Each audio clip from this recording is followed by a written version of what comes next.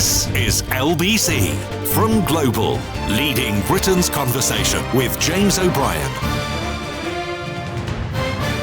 4 minutes after 10 is the time. You're listening to James O'Brien on LBC. I've done it again, haven't I? I explained to you yesterday exactly what it would sound like if anybody were craven and morally corrupt enough not to call out Donald Trump's lies about paracetamol and autism, and how dangerous it would be for public discourse and even the population for public figures not to simply describe the idiocy of an idiot. And it happened this very morning in this very studio. You had in real time and glorious technicolor somebody refusing, for reasons that we may actually explore later in the programme, to call a spade, to describe an idiot as an idiot, and to condemn in the strongest of terms Donald Trump's dangerous lies about paracetamol and autism. And it's important. You may think it isn't. You may be wondering why on earth we would pay any attention to creepy Uncle Nigel. But it's important because of how public discourse shifts.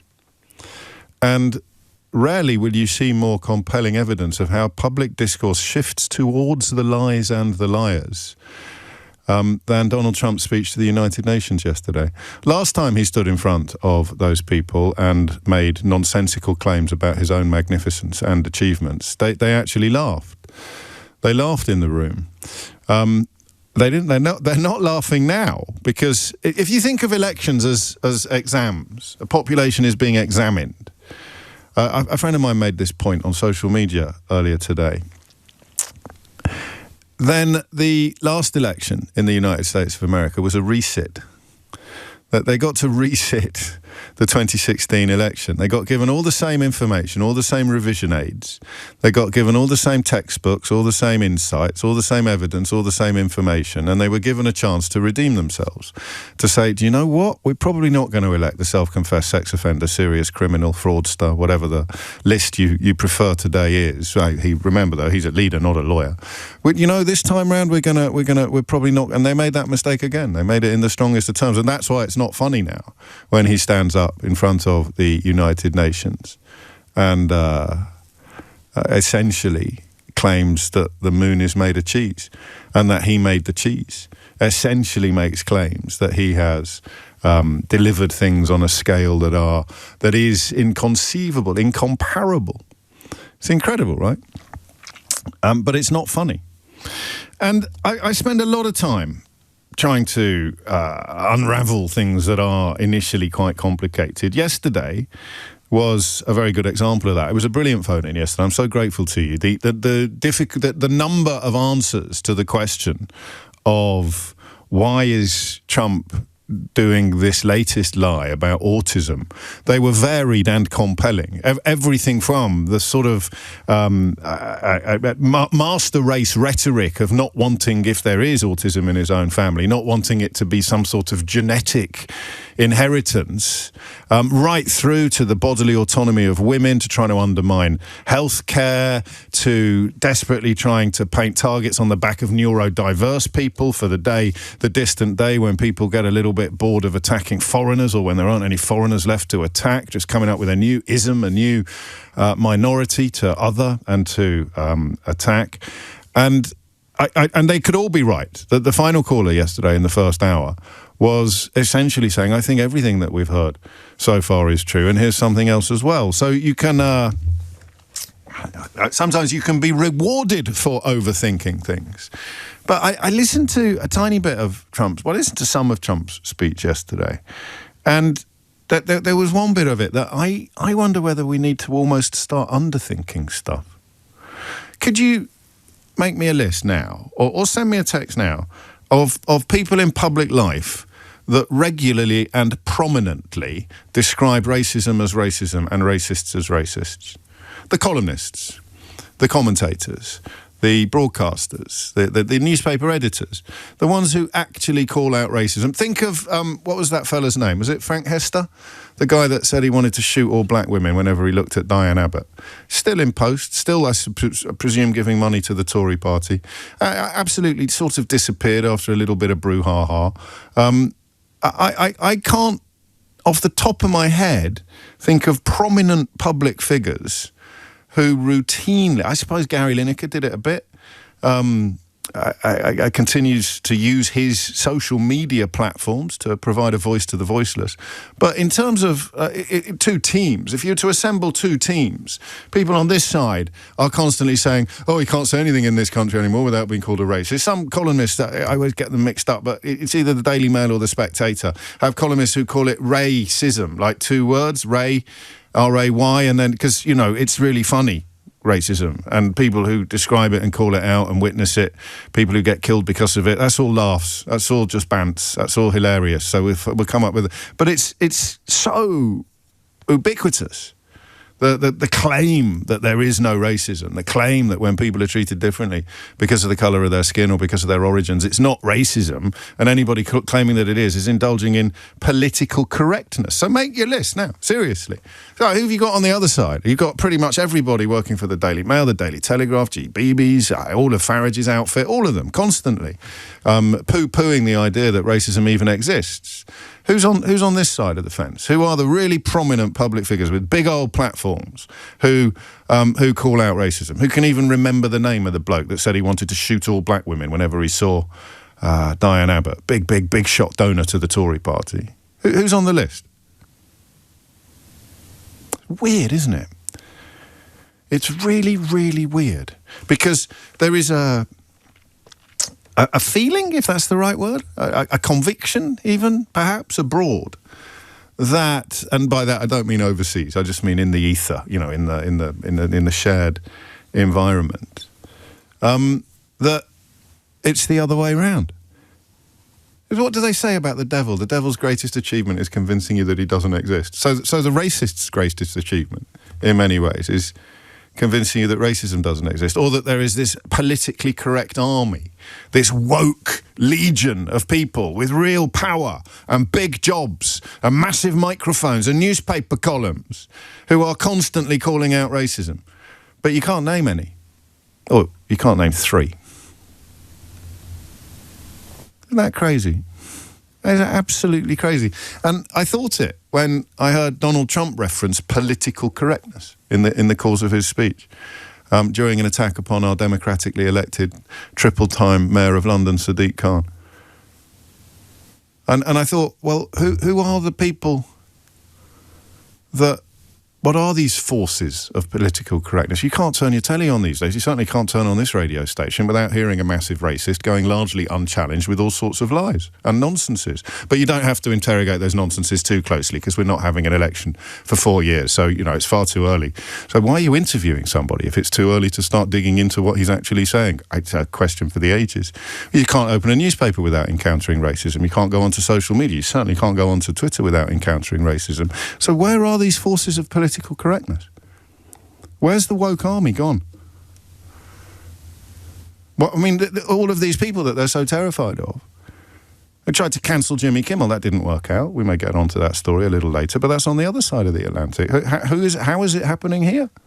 Who are these politically correct warriors? Isn't that crazy? Have you noticed that before? I hadn't. Not in this very specific context. There aren't any. There aren't any. And yet, the racists argue constantly that they're up against some manned barricade of do-gooding celebrities. It suddenly makes sense of why somebody like Gary Lineker or Carol Vorderman comes in for unconscionable amounts of abuse, because there isn't anybody else to go for. There are so, and they're not even using their paid work to promote their opinions. They just had the audacity to do stuff for free on social media. Where are the columnists? Where are the commentators? Where are the presenters who are part of this army of anti-racist wokeness or political correctness? Here is the mayor, here is the President of the United States of America telling lies about the most successful, the most electorally successful city mayor in the history of this country. And I have to say, I look at London, where you have a terrible mayor, terrible mayor, and it's been so changed. Now they want to go to sharia law, but you're in a different country. You can't do that. That's a lie that was doing the rounds on social media 10 years ago. In fact, the original clip or the original quote described it as Shakira law. And we used to laugh about that. And we're not laughing now. Because when the most powerful man in the world tells lies like that, it matters. You might not want it to matter. You might wish that you can, of course, put your fingers in your ears and look the other way. But that matters. That is a hideous lie being told about the greatest city in the world. And I listen, when he comes on the show, I tell him, there's lots of things I think he could have done better as Mayor of London. There's no such thing as a perfect politician, not by any stretch of the imagination. But the first thing you've got to do is win elections. And he keeps doing that.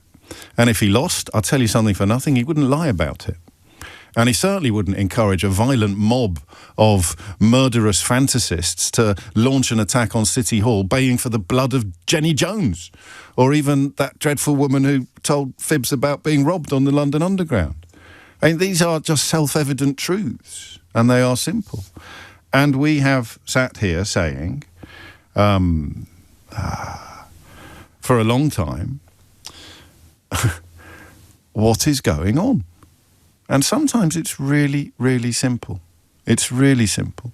Sometimes it's just racism. And those of us who are, quotes, politically correct, end quotes, or, quotes, woke, end quotes, are very nervous of using that word.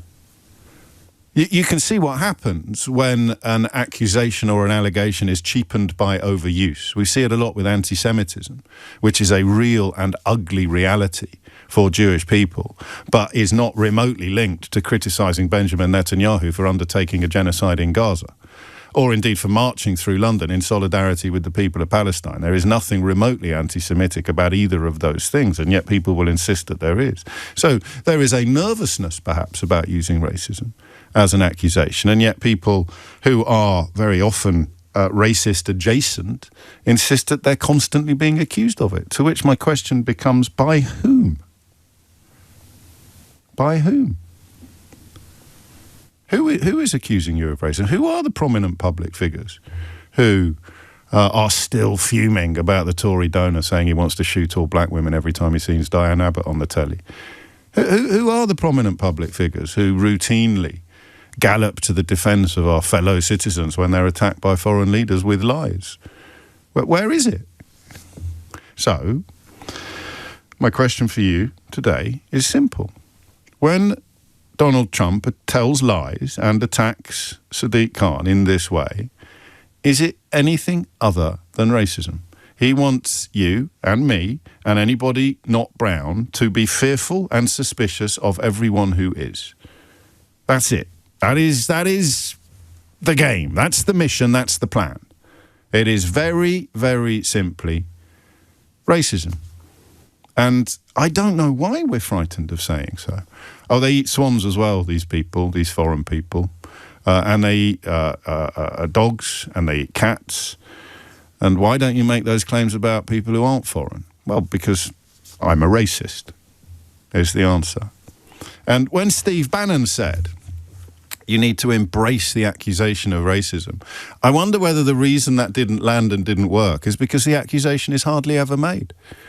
It's quite weird reading people like Rod Liddell or Richard Littlejohn, and I'm told that some people still do. They live in a world where they're constantly being accused of racism. And you wonder, by whom? Who is constantly accusing you of racism? One of them lives in a gated community in Florida for most of the year. What has he got? People marching up outside his locked gates shouting racist through the bars. Where are all these people? What is this army of anti-racist warriors? They don't exist. If it does, I'll tell you for nothing, it's a very lonely place to be in the UK media. So that perhaps is why Donald Trump is attacking Sadiq Khan. That perhaps is why we're not calling it out. Because they've created this mythology of political correctness where you can't say anything in this country without being called a racist. And then you say to people, what do you want to say? And they say, I want to say racist things without being called a racist. I want to judge people according to the colour of their skin. I want to extrapolate from the criminality of one person with dark skin, suspicions and accusations against all people with dark skin. If a crime is committed by somebody that I've lied about, being an asylum seeker, I think it is perfectly reasonable to go out or call for people to set fire to hotels full of asylum seekers. It's insane, right? But is it just racism? Is today the day, or is today a day, when we do whatever the opposite of overthinking is? Underthinking sounds a bit inadequate, doesn't it? Sometimes there are simple answers to simple questions. London without immigration would be dead within an hour. It's so obvious and so self-evident that it shouldn't even need saying. You cannot be more integrated as the son of immigrants than to be elected mayor of a country's capital city. That is literally the gold standard. What is your definition of successful integration? Well, I don't know, maybe Dick Whittington came from the Midlands, got elected mayor of London. That's a pretty good... Yeah, exactly. So two people come over to this country from Pakistan and their son grows up to be the mayor of London. That's it. That's integration. You don't have to rate him as a mayor. You just have to acknowledge the reality of that moment. Donald Trump's parents, or his grandparents came from foreign countries. He gets to be president of the United States of America. That's a wonderful example of integration, but he's white. So nobody ever claims he's trying to introduce medieval laws. It's a complete lie. It's a complete lie. And that brings us back to Farage, who apparently knows it's not a lie because a taxi driver told him, which makes you wonder what other of his worldview, what other parts of his worldview can be traced back to conversations with taxi drivers. I dread to think. The Queen's a lizard, maybe? Taxi driver told me that must be true. Reform policy, apparently, is going to be built upon conversations that Nigel Farage claims, because we all know his relationship with the truth is at best strained, claims that he's had with taxi drivers. Who here doesn't recognise that as the most wonderful way to formulate opinions and policies? Why do we need universities? Why do we need schools? Why do we need books when we can just talk to a taxi driver? Some taxi drivers I've spoken to over the years have been incredibly insightful and incredibly bright. I hope he's listening. I think particularly of Dave in Shepherd's Bush. But I don't think Dave in Shepherd's Bush would expect me to base all of my opinions on everything, including something as important as a racist lie being told about the Mayor of London. I don't think he would expect me to base that on a conversation with him. He may even have been pulling my leg. If I was a taxi driver and Nigel Farage got into the back of my taxi, I'd be tempted to tell him that there's a sharia law centre just around the corner. But that's not the point, because even if there was, it's a lie to claim that Sadiq Khan has ever expressed any interest whatsoever in doing it. If he was introducing sharia law, he'd be in the dock for attending Pride, you could argue. Not just attending Pride, but leading Pride through the streets of the city where he's been elected mayor 3 times running. So it's just racism, right? It's just racism. And it's everywhere now. It's not only everywhere, it's somehow still thriving in an environment where the racists all claim that the anti-racists have the, to coin a phrase, whip hand. Oh, the anti-racists define discourse. The anti-racists are in charge. The anti-racists have got all the columns. They've got all the commentary. They've got all the TV shows. They've got all of this. They've got all of that. There aren't any. There's me. A couple of colleagues here at LBC, maybe.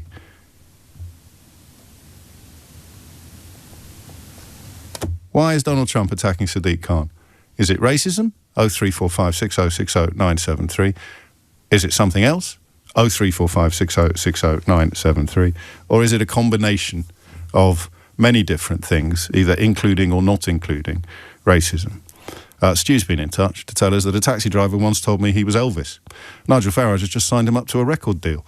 James O'Brien on LBC. 4 minutes after 10. Have a little listen to some racism and think about why we are still, even kings of woke and the ultimate centrist dads, are still a little bit reluctant, a little bit wary of using the word. Here is some racism. And I have to say, I look at London where you have a terrible mayor, terrible, terrible mayor, and it's been so changed. Now they want to go to Sharia law, but you're in a different country. You can't do that. So you can say that he's not a good mayor. It's the lies about Sharia law that are racist, that are designed to demonise and other. You can say Donald Trump is a terrible president. But if you say it's he wants to introduce white supremacy, well, actually, that doesn't quite work, does it? Because he is in the process of introducing white supremacy, and you've got the evidence to prove it. In Sadiq Khan's case, the polar opposite is true. The polar opposite is true. So I don't even know if it's a phone-in, is it? Is that racist? Yes, it is. Is the Pope a Catholic? Yes, he is. Do bears defecate in sylvan glades? Yes, they do. Unless you're convinced that it's not racism and you can tell me what it is, then the question will evolve, I think, slightly into why. Why are we frightened to call it out? Naz is in Enfield. Naz, what would you like to say?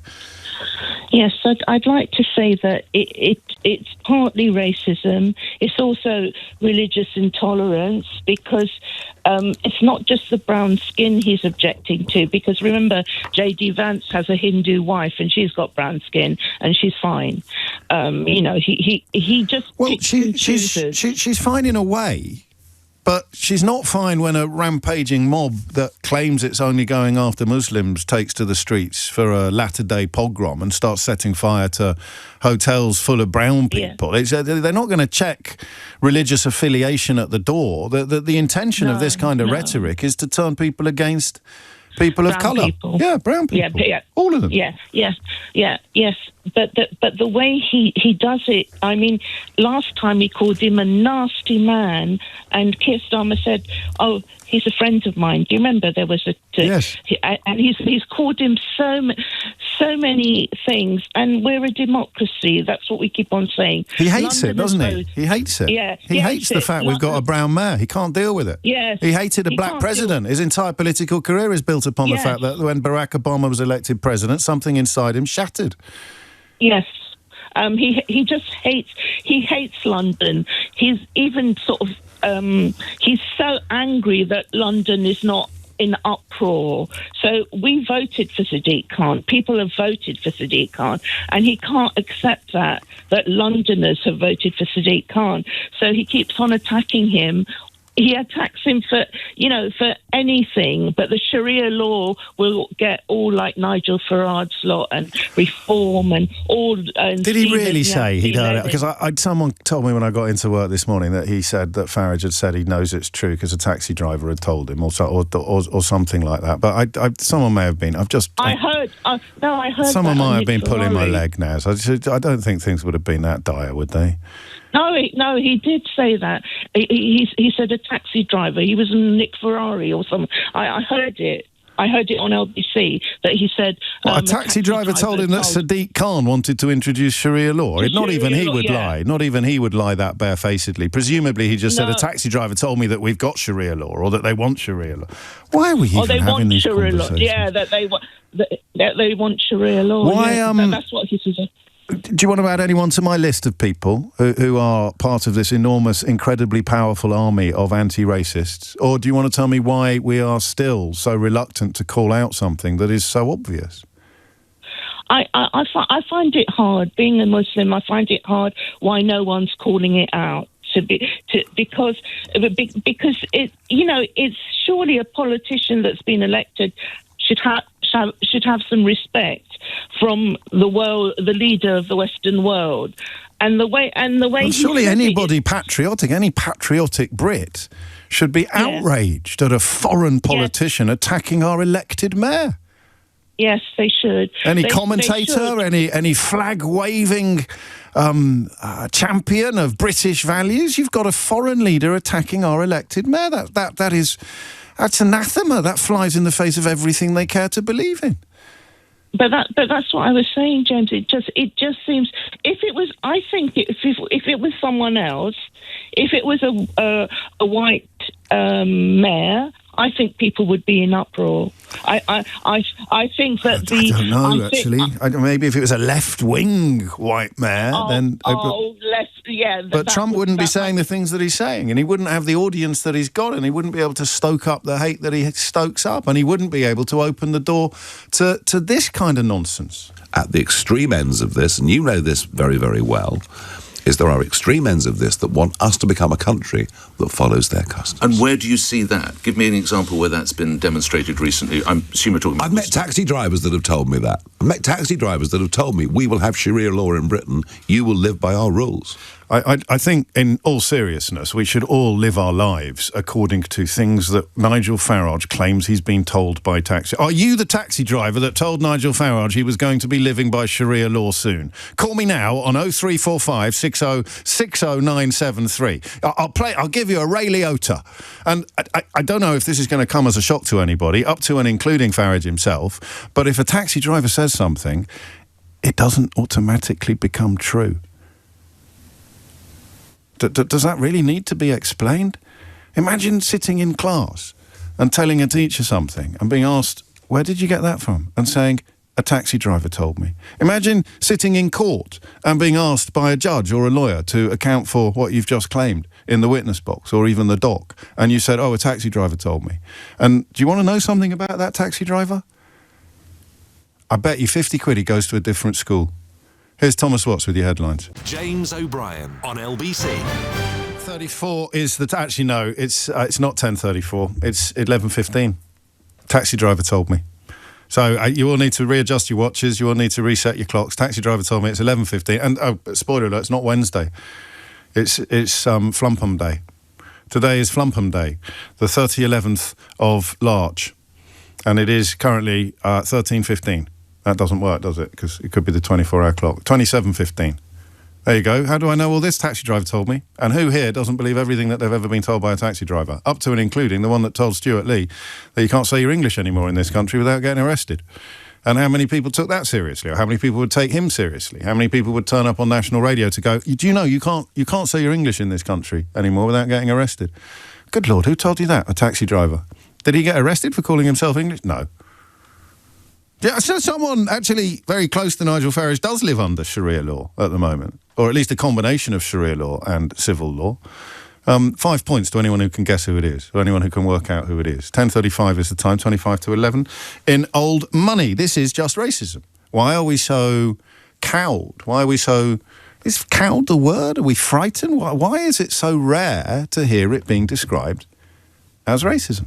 When Donald Trump attacked Sadiq Khan, with lies, with complete lies based upon his ethnicity and or faith. And I say and or because if you're trying to turn people against a brown mare, you're not going to check the papers of every other brown person that you're trying to demonise to establish whether they're actually Hindu, Muslim, Sikh or some other no faith at all. It is designed to make people fearful of the brown. And there's a word for that. There always has been. Why is it not called out more? And who on earth is going to actually call it out? Mark's in Tunbridge Wells. Mark, what would you like to say? Hi, James. Look, where do we begin with this? The starting point is that if Sadiq Khan was a white man, this simply wouldn't be happening to him. But the point is this Renee... Well, you couldn't accuse him, you couldn't lie about him wanting to introduce Sharia law. That is... probably confined to people of brown skin, although there are white Muslims. So a white Muslim mayor could be lied about in the same way by Donald Trump, perhaps. But let's just call it what it is. This kind of racism against Asians always existed. And now what they've done is that they've replaced the horrible P word with calling the Muslim word. And that's all it is. And these racists, they know what they do, and they know why they hide behind certain words. Because, James, in a nutshell, now, I've listened to you for about 13 years now. Good God. And one thing you said is Occam's razor. You know, sometimes there's often a simple answer to the most complex of questions. And it is that they just want freedom from consequences. It's not that you can't say what you want. You can. Just like Lucy Connolly found out, but there is consequences. Now, you know, I'm sure your producer told you what I do for a living, and I've plucked up... she didn't, actually. I happen to be a barrister, and I can say there's 16 racially aggravated offences, religiously aggravated assault, there's harassment offences, there's inciting racial hatred, and I go on and on. But any one of these offences can land you in court. And as long as these offences are still here, the racists go out of their way to say they're not racist because the law still works and works effectively. And that is their problem. I see what you mean. I wouldn't have thought of it like that. But trying to actually undermine the legal protections, is the rationale for all this nonsense about two-tier justice. Farage wrote a piece for the Daily Mail in which he said, we all know that there are limits to freedom of speech. I thought everyone agreed that incitement to violence was one of them, or incitement to racial hatred. I forget his exact words. And then 48 hours later, Lucy Connolly walks onto the stage at his own party conference. And they claim that there's two-tier... I mean, what's that? Two-tier truth? So they don't like the laws. Saw it a little bit when, after Charlie Kirk was assassinated, and people started having kittens if you repeated the words that he spoke. So freedom of speech without any consequences at all, up to and including being reminded of what you did while exercising that freedom of speech. It's surreal, right? Exactly. We live in an era where being called a racist is actually worse than the actual act of racism, and it's gone mad. But you're right. It is fueled by the media, and let me explain why. The Greens more or less have the same amount of MPs in Parliament as Reform. Why is it that I can't even cough without seeing Nigel Farage in every single tabloid, every single news feed, every single clip? Yeah, I don't hear nothing about the Green Party. Same amount of membership, maybe even more, but you hear nothing about them, nothing about the Lib Dems. It's a business, hatred is a business model that sells, but the thing that kills the racism and their biggest bugbear is that if I'm a black man, and if I was called the N-word, recorded it, and you called the police, they will be arrested, they'll start with their two-tier, but a judge will lock them up or put them on community service, and they will lose their job. So we have protection criminally, and obviously the Equality Act still stands, and we have protections there, and they hate that. So anything they say that is racist, there is a consequence, and they don't like that. That's the problem. They know for what they can say. So when I've asked, and I'm not asking it rhetorically, but I think I have answers in my mind when I ask the question, what is it that they think they're not allowed to say? You're suggesting very convincingly that it's the things that are currently protected by law. Yes. What else is there? What else is there? There is nothing else. It's freedom of consequence. I think we've got to the point where Steve Bannon said that people should be proud to be racist, but again, it involves the dismantling of various racially aggravated offences and equality law. And my fear is, and God, I pray it doesn't happen, if Farage and them get to power with a majority, that's what they will aim to do. And that's what people want. People have voted for, sadly, Brexit.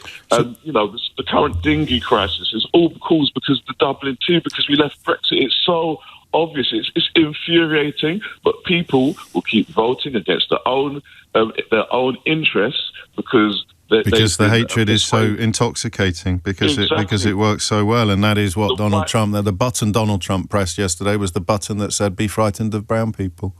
Exactly. They're coming for you. Working classes have been manipulated. It's absolutely disgusting the way they've been treated. I hate it. It's horrible what they've done to them. People that I've gone to school with, good friends in school, the way we played in the playground, and the bio that they're posting online is insane.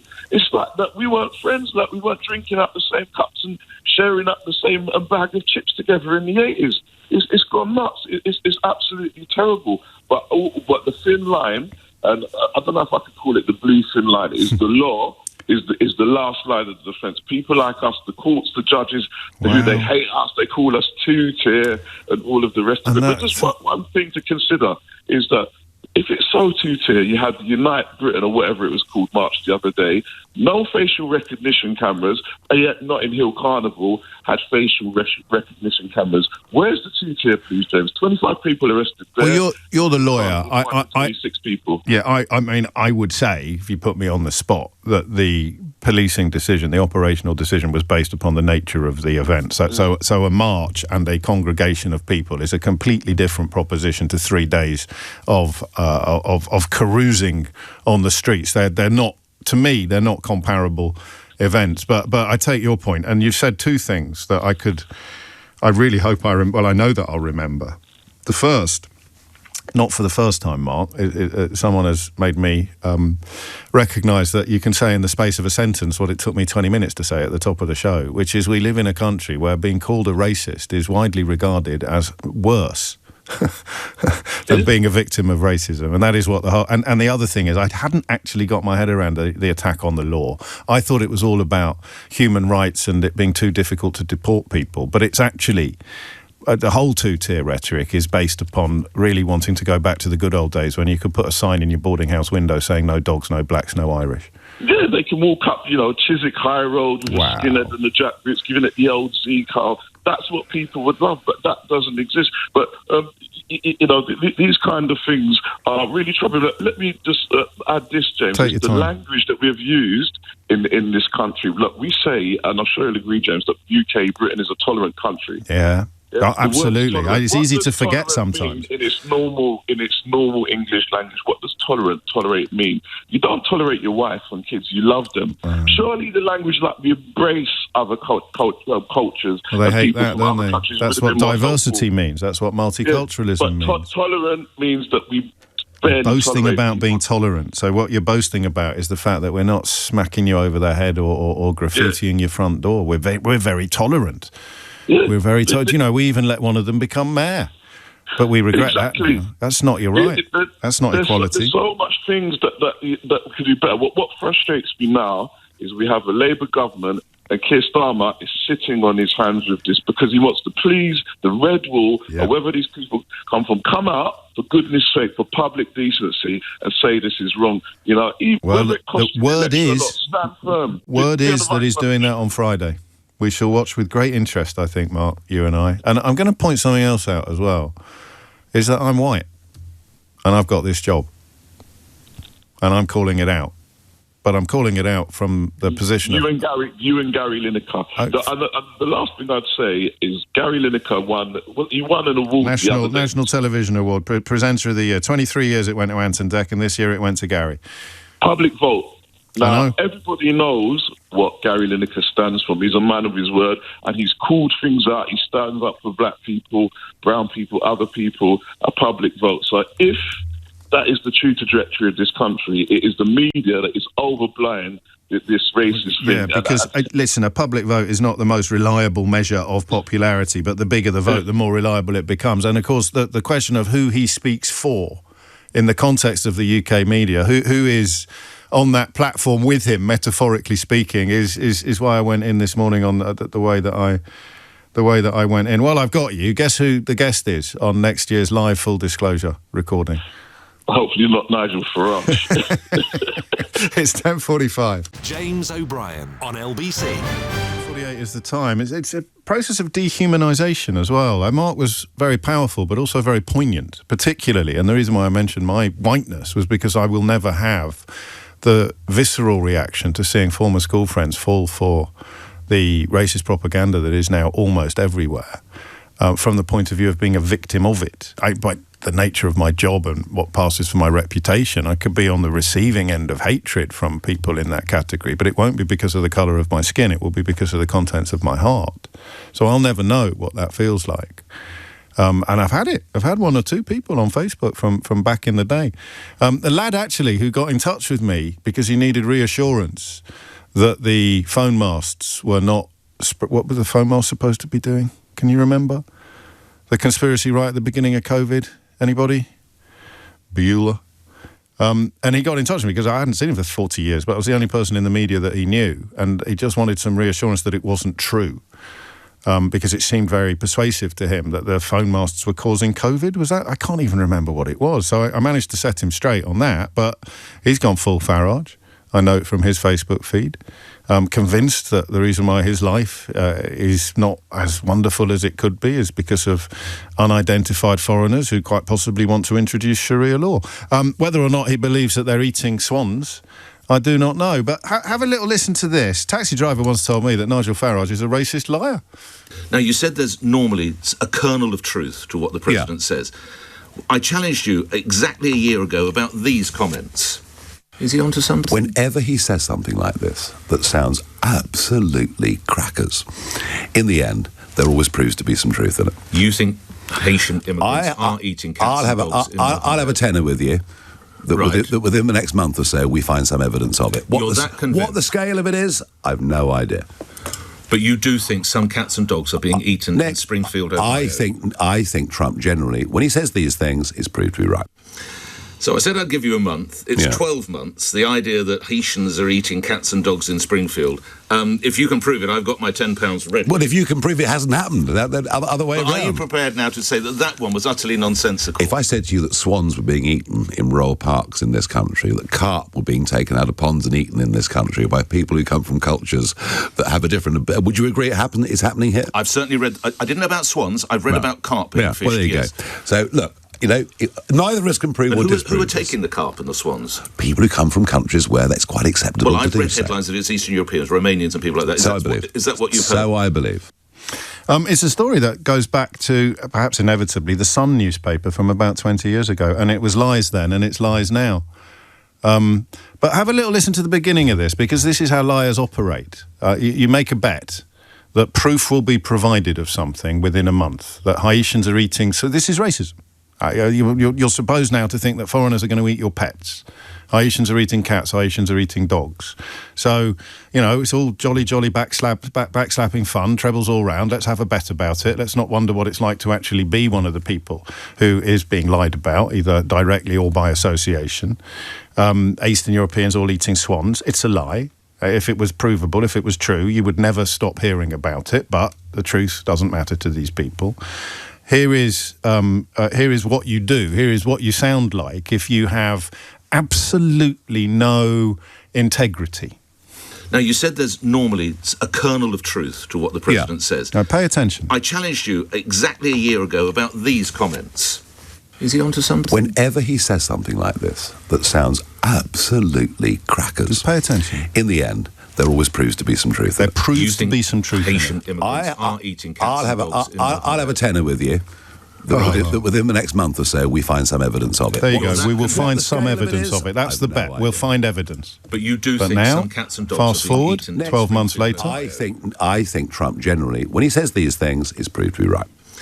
So I said I'd give you a month. It's 12 months. The idea that Haitians are eating cats and dogs in Springfield. If you can prove it, I've got my £10 ready. Well, if you can prove it hasn't happened. But that wasn't the bet, Nigel. The bet was that within a month evidence would emerge. And it hasn't. So what do? You swivel, you slime, you squirm. And now you're telling lies about this country. You're telling lies about our neighbours, our friends, our Eastern European colleagues who do not eat swans. It's a racist lie. Why does it feel so controversial to describe a racist lie as a racist lie? What has been done to us? That line of Marx, it's actually become more controversial in this country. It's become a bigger problem to accuse a racist of racism than it has to actually be a victim of it. And the whole two-tier nonsense is a big, big part of that. Dan's in Dover. Dan, what would you like to say? Hi, James. Hello, Dan. Firstly, thanks for making me follow that last guy. He was incredible. Mark, he was pretty good. Well, you and me both, mate. Yeah. You and me both. So I just latched on. I really like the idea of trying to simplify this. I think we're giving the Farages and the Trumps just far too much credit. The way I see it, there was a dam growing up for me, where on the other side of the dam was all the racism and the horrible stuff. And that was the underbelly, as it were. And for me, the dam has cracked, and I think it's we've been the proverbial boy sticking our finger in it, sort of to try and stop it over the last sort of 20 years. But Farage and Trump are the crack; they've let it through. So I don't know. It's always been there. And again, I should have caveated. I'm coming at this as a 44-year-old white male, so I'm coming at this with pure privilege. But. It's not only been there. There's also Tinder, isn't there? I don't mean the dating site. There's also people who can be persuaded. And that's what this rhetoric is designed to do. So the first thing you do is you unleash the hardcore racists, all right? And they're already ready. Yeah, they're ready to go. You get that up and running. And that has happened as a consequence, perhaps. I mean, it was Stephen Yaxley Lennon, of course, that Nigel Farage relied upon. Oh, no, Andrew Tate that he relied upon for his information it would have been about the Southport killing. So you get the actual hardcore, full-on, what you might describe as the National Front legacy, but then you go to work on everybody else, and that's where the lies become really important, because you're telling people to be frightened. You're telling people that if there is some scumbag sex offender in a asylum processing centre in Epping, then you should be frightened of every single person in there. Terrified, yeah. And imagine if a politician had a nephew who was a sex offender. Would anybody argue that means we should be suspicious of everybody with the same name, or everybody from the same family, or everybody of the same ethnicity? It would be absolutely absurd. But if it's an asylum seeker, then politicians are prepared to go down that very ugly road, that very dark road. And that's where the tinder kicks in. So people who were not anything close to National Front level attitudes are being successfully frightened and terrorised is the word that I'd use. And lies about eating pets and eating swans is a wonderful example of precisely that. But your last caller nailed it, I think, and I hadn't thought of it until I was sitting waiting to talk to you and listening to him. And he said, Trump said, an awful thing, whatever it was, and Keir Starmer just was stood next to him, and he kind of smiled meekly and said, well, he's actually a friend of mine. Well, that was... What else could he have done? Stamping on the Tinder before. Do you want to punch him? I'm not sure. No. In that specific situation, absolutely. I don't know what he could have done. Yeah. But on a grander reductionist scale, it's like I think those people who are swayed, who are scared, haven't got the grown-up to turn around and look up to who says, no, this is wrong. And then, you're right. And that's the kind of leadership that Starmer could be providing. And there are suggestions he's about to start trying, but it may be too little too late. And he is not, so far, a particularly inspiring figure. It's also why I am very interested in this slightly self-aggrandizing observation about how few people there are in the space that they keep telling us is absolutely full to bursting with anti-woke warriors and anti-racist activists. And, I suppose it's why they couldn't cope with Black Lives Matter, because for a moment there were actually quite a lot of people standing up against racism and kneeling down against racism, and their little tiny heads exploded. They realise, we're not the majority, actually, we really aren't. Yeah. And it's the majority that are getting scared. It sounds so silly, but it's such a superficial, silly thing. It's consciousness. If you just say, this is all lies, this is all shit, I think that's what it is as well. There's no kid shouting that the emperor hasn't got any clothes on. Even when you do, it's getting drowned out, and I don't understand why. They've managed to make the fear drown that out, and we need something, hopefully Keir Starmer, because he's got the platform. Ed Davey went there yesterday, actually, but again, where's the coverage? Where are the clips? I've always liked Ed Davey, and I've always liked the Lib Dems, but for some reason, you always get that they don't. And I just don't know why people have that attitude about them. Where does it end, I wonder? It's a funny one, isn't it? Because, there's a lot of talk online about the Green Party, and it's like, is any port in a storm? Change? Are we witnessing an extinction? Yeah, but are we? Yeah, well, exactly. Are we witnessing an extinction of an actual whole system and a whole way of thinking? Is this their death throes? I've watched a very interesting the major two-party political system. I've been quite impressed by the new leader of the Green Party, but I am very conscious of how effective the curse of O'Brien has been over the years, and my experience of him thus far is confined to a very clever social media game. And I'm still old and ugly enough to think, a very clever social media game. But you can become president of the United States of America largely due to a very clever social media game. So the idea that it doesn't matter, or that it's trivial or less important than traditional outlets, is obviously absurd. It's just a little bit turkeys voting for Christmas for me to point that out. So, racist lies. That was easy, right? Quite liberating, actually, to simply state the truth about why you would tell lies about immigrants eating swans or cats or dogs, or a Muslim mayor wanting to introduce Sharia law. James O'Brien on LBC.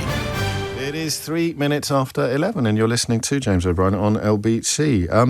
Earlier call, I think it was Dan, talking about a dam being breached, a crack in the dam, and holding back bile, bigotry, racism for years. What you would probably call the forces of political correctness, and what Mark reminded us is actually enshrined in law. You can't go around inciting racial hatred anywhere. As Lucy Connolly discovered, you can't go around putting signs up in your boarding house window saying no dogs, no blacks, no Irish. This is all law. This is all do-good lefty lawyers, do-gooding lefty lawyers have made these changes to our society. And not just lefties, of course. What's his chops? Enoch Powell was expelled, essentially, from polite society by Ted Heath, the leader of the Conservative Party, a man who was never once described as a lefty or indeed a do-gooder in the course of his entire political career. It's strangely liberating. I don't know whether we're ready yet to properly examine the question of why we're so reluctant to do it. Have we actually been groomed and gaslit by the Daily Mail columnists and the Spectator columnists and the people with the big platforms and the editors? We've actually been gaslit into not calling racists racist because we don't want to draw opprobrium, hatred down on ourselves. I really hope I'm not guilty of that. But the question of who actually is responsible for all the accusations of racism that apparently pepper the experiences and the lives of everybody who's ever taken a few quid off a television station to go and review the papers is absolutely extraordinary. Where are all these accusations?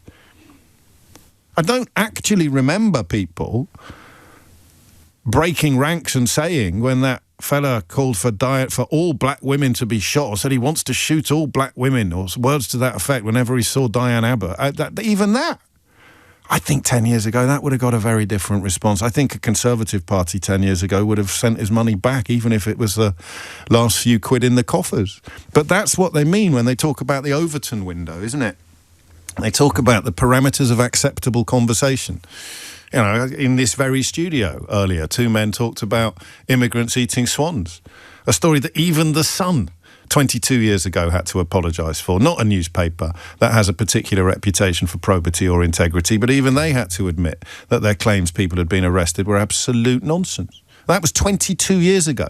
So Nigel Farage this morning recycling a 22-year-old racist lie and being relatively free to do so. Extraordinary. But perhaps even more extraordinary that there is a reluctance to call it racism. Why? Answer, all I've got, we go back to Occam's razor, that Mark reminded us earlier is a regular feature on this programme. All we've got is that we're frightened to call racists racist now. Because you'll get a much bigger, and Elon Musk buying Twitter has probably contributed hugely to this, you're going to get a much bigger backlash, orchestrated. How much of it is Russian bots? How much of it is people taking home a check from Musk? You're going to get a much, much bigger pile-on hate mob backlash in the United Kingdom in 2025 for calling a racist than you are for doing racism. Actually, think about Twitter, which is where people like Kemi Badenoch seem to get all of their ideas and worldview from. Twitter is now well, it certainly was when I was on it a year ago, a racist sewer. It was the place where I first told you about these weird videos designed to make you think that every immigrant, every person of colour, everybody who looked a bit foreign was a violent criminal. All of them, absolutely all of them, or a sex offender. There's video after video after video, you know, these ludicrous accounts. And then Elon Musk bought it and they became the bread and butter of the entire platform. Base racism. And what happens if you stand up to it? 500 blue ticks will turn up on your online doorstep to abuse you and attack you in the most incredible of terms. So actually standing up against racism is now a considerably more hazardous task than doing racism. And they're still bleating about two-tier justice or Donald Trump being a leader, not a lawyer. It's incredible, right? And yet, thank God I've got this job because I get to work this stuff out in real time, live on the radio with you. And sometimes there's a piece of the jigsaw missing and you've just found it down the back of your sofa. None of this is even challengeable, I don't think. It's racism. And the people responsible for making us frightened of calling racists racist are the people who write columns about how you can't say anything these days without being called a racist. Who? When's the last time you were called a racist? And what were you called racist for? That's a crucial question. If you have been called a racist, what did you do when they called you? Oh, I just said I was proud to be English. I just flew a flag in my back garden. Really? Because I don't believe you.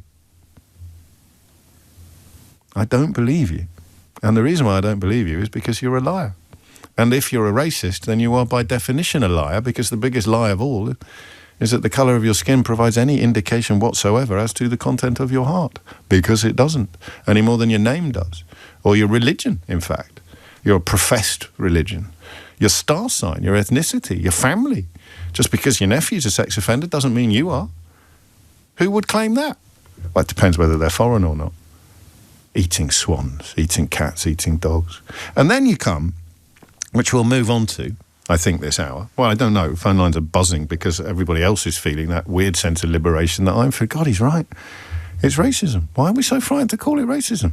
So we may actually ask that question a bit more, but I want to go back to the paracetamol question as well. I said to you yesterday that you have to call this stuff out for what it is. Dangerous, scientifically illiterate nonsense. In fact, was he American, the guy who used that word that we didn't dump? We didn't dump it, did we? So BS. I'm not going to say it on the radio. There's no need for me to say it. But you have to call it out. If you don't, it seeps into discourse. It goes unchallenged. It becomes, yin and yang. It becomes both sidesism. And I said to you yesterday, you can rewind live radio and find it, almost exactly 24 hours ago. The single worst thing that can happen now that Trump has told these lies is for people in public life in this country to both sides it, or to fail to call it out and condemn it. That's the single worst thing that can happen. That way, climate denial lies. That way, madness lies. And it happened 24 hours later in this actual studio. You heard somebody fail to do what Wes Streeting has done and call out the dangerous, scientifically illiterate lies of Donald Trump, a man who has put Robert F. Kennedy Jr. in charge of the health care system in the United States of America. A man you would not trust to run a bath. And it happened 24 hours later. And it's actually more complicated, I think, that question. Why would anybody not call out Donald Trump's nonsense on paracetamol and autism? I think yesterday we got some very good answers to the question of why Donald Trump has told the lies. But why Nigel Farage would not call them lies, I think, is something we should look into together, and will do, hopefully today. But first, Stephen is in Havering. Stephen, what would you like to say? Okay, firstly, James, it's a genuine pleasure to speak to you. I'm not going to preface this by saying that I'm nervous, like some callers, because I'm not. The reason being that you thankfully have given me a safe haven, at least to listen to someone sensible, with integrity, so hopefully this is going to be a good call. I live in a It already is, Stephen. Oh, You're winning. Good. I live in a borough where it is currently scary, frankly, to see so many flags around roundabouts, so many different voices that are now becoming louder. When we moved into Havering, I say we, my wife and I, we had a daughter who had Batten's disease, which is a neurodegenerative illness, and she was given 2 years to live. Thankfully, she lived for a further 9, but we were at home trying to make a new home in Havering, and the second day we were there, our neighbours put up a higher fence. My wife, I maybe should say for context, is black. I am white seeming. I passed for white. My mum came on a boat, not a dinghy, but from partition time. So there's a very mixed background. But I think the important point I want to get across is I've had to kind of man up, I suppose, and become able to speak out when I know I need to be anti-racist. I'll give you an example if you'd like one. Please. Yeah, so recently in a church group chat, I found it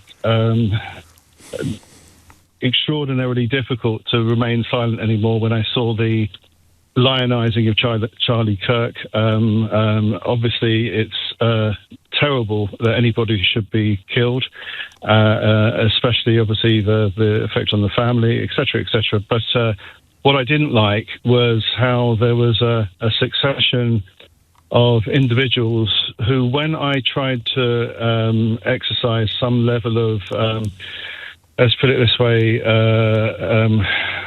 balance, critical thinking. Yes. Yeah, critical thinking into the equation.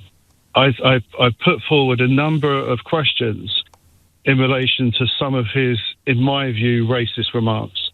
And what happened was extraordinary. I mean, the level of bile, vitriol was so upsetting to my wife and I that we just wondered where Jesus was in the mix. Yeah, I bet you did. I bet. Yeah. Do you know, it's a funny one. I often wonder what Jesus would make of people who claim in public that they're upholding Judeo-Christian values, which is a largely meaningless phrase anyway, designed very obviously to exclude the other Abrahamic religion and cast it as somehow suspect, namely Islam. Go on. Yeah. I mean, I think I don't want to tar all of the members of this group with the same brush, because thankfully at 3 a.m, after I had supported my points with, it was interesting. I gave 7 articles, 3 of which from the Guardian, and immediately when I posted Guardian articles, I was told I was a Marxist and that I was, pro LGBT, etc. But the point I want to make is this: that by 3 a.m. there was some calming of the waters, and I think it came through some incontestable video footage of the man himself. I mean, as you did. I mean, if you use the person's words and you actually play them out and repeat them, there shouldn't be any problem with that, surely. But by 3 a.m, it got to the stage where I had troubled sleep, woke up, looked at my WhatsApp, and I saw that there were a number of individuals who broke cover. One of whom runs an extraordinary charity that helps people in Rwanda and Uganda, of which I'm a trustee. And she said to me, "Stephen, look, there are going to be maddening moments in your life where you're having to face this noise and this level of hate. Hate, actually. Yes, hate. And I felt that was cool. I then had a number of other come in to say it's all right, well done.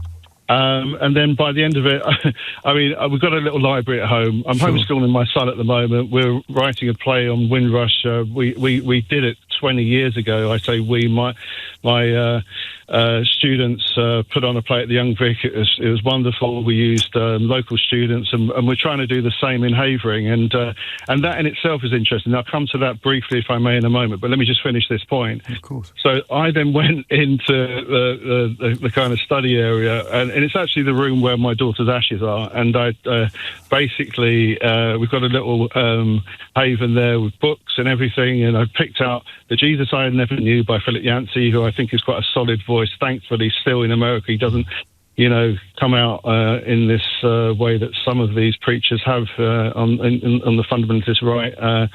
And I read a bit there on mission, and what actually quietened my spirit was to listen to the way he talked about having grace-filled eyes and to approach life in a way that truly attempts to understand the other in a way that allows for the fact that we're all flawed.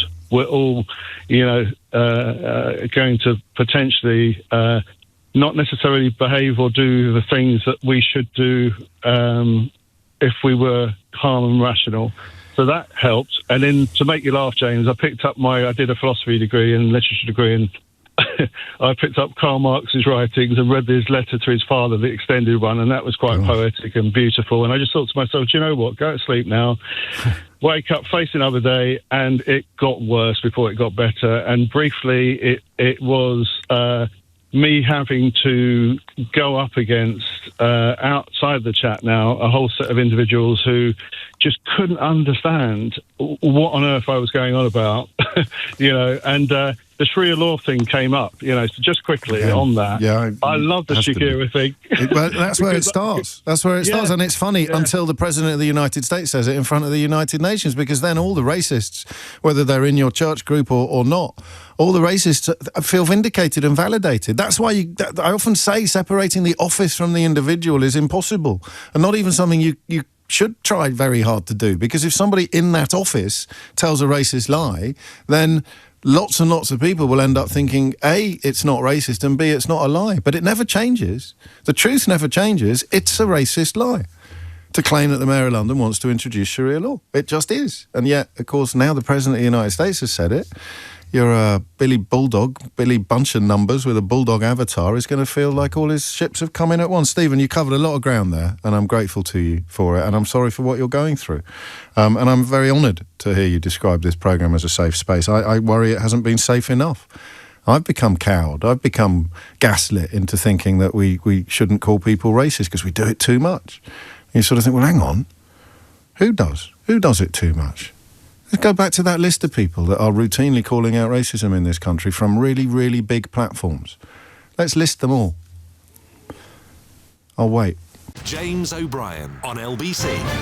It's 11:21. Do you want to hear something funny, James? Writes Peter. Hell yes, Peter, I do.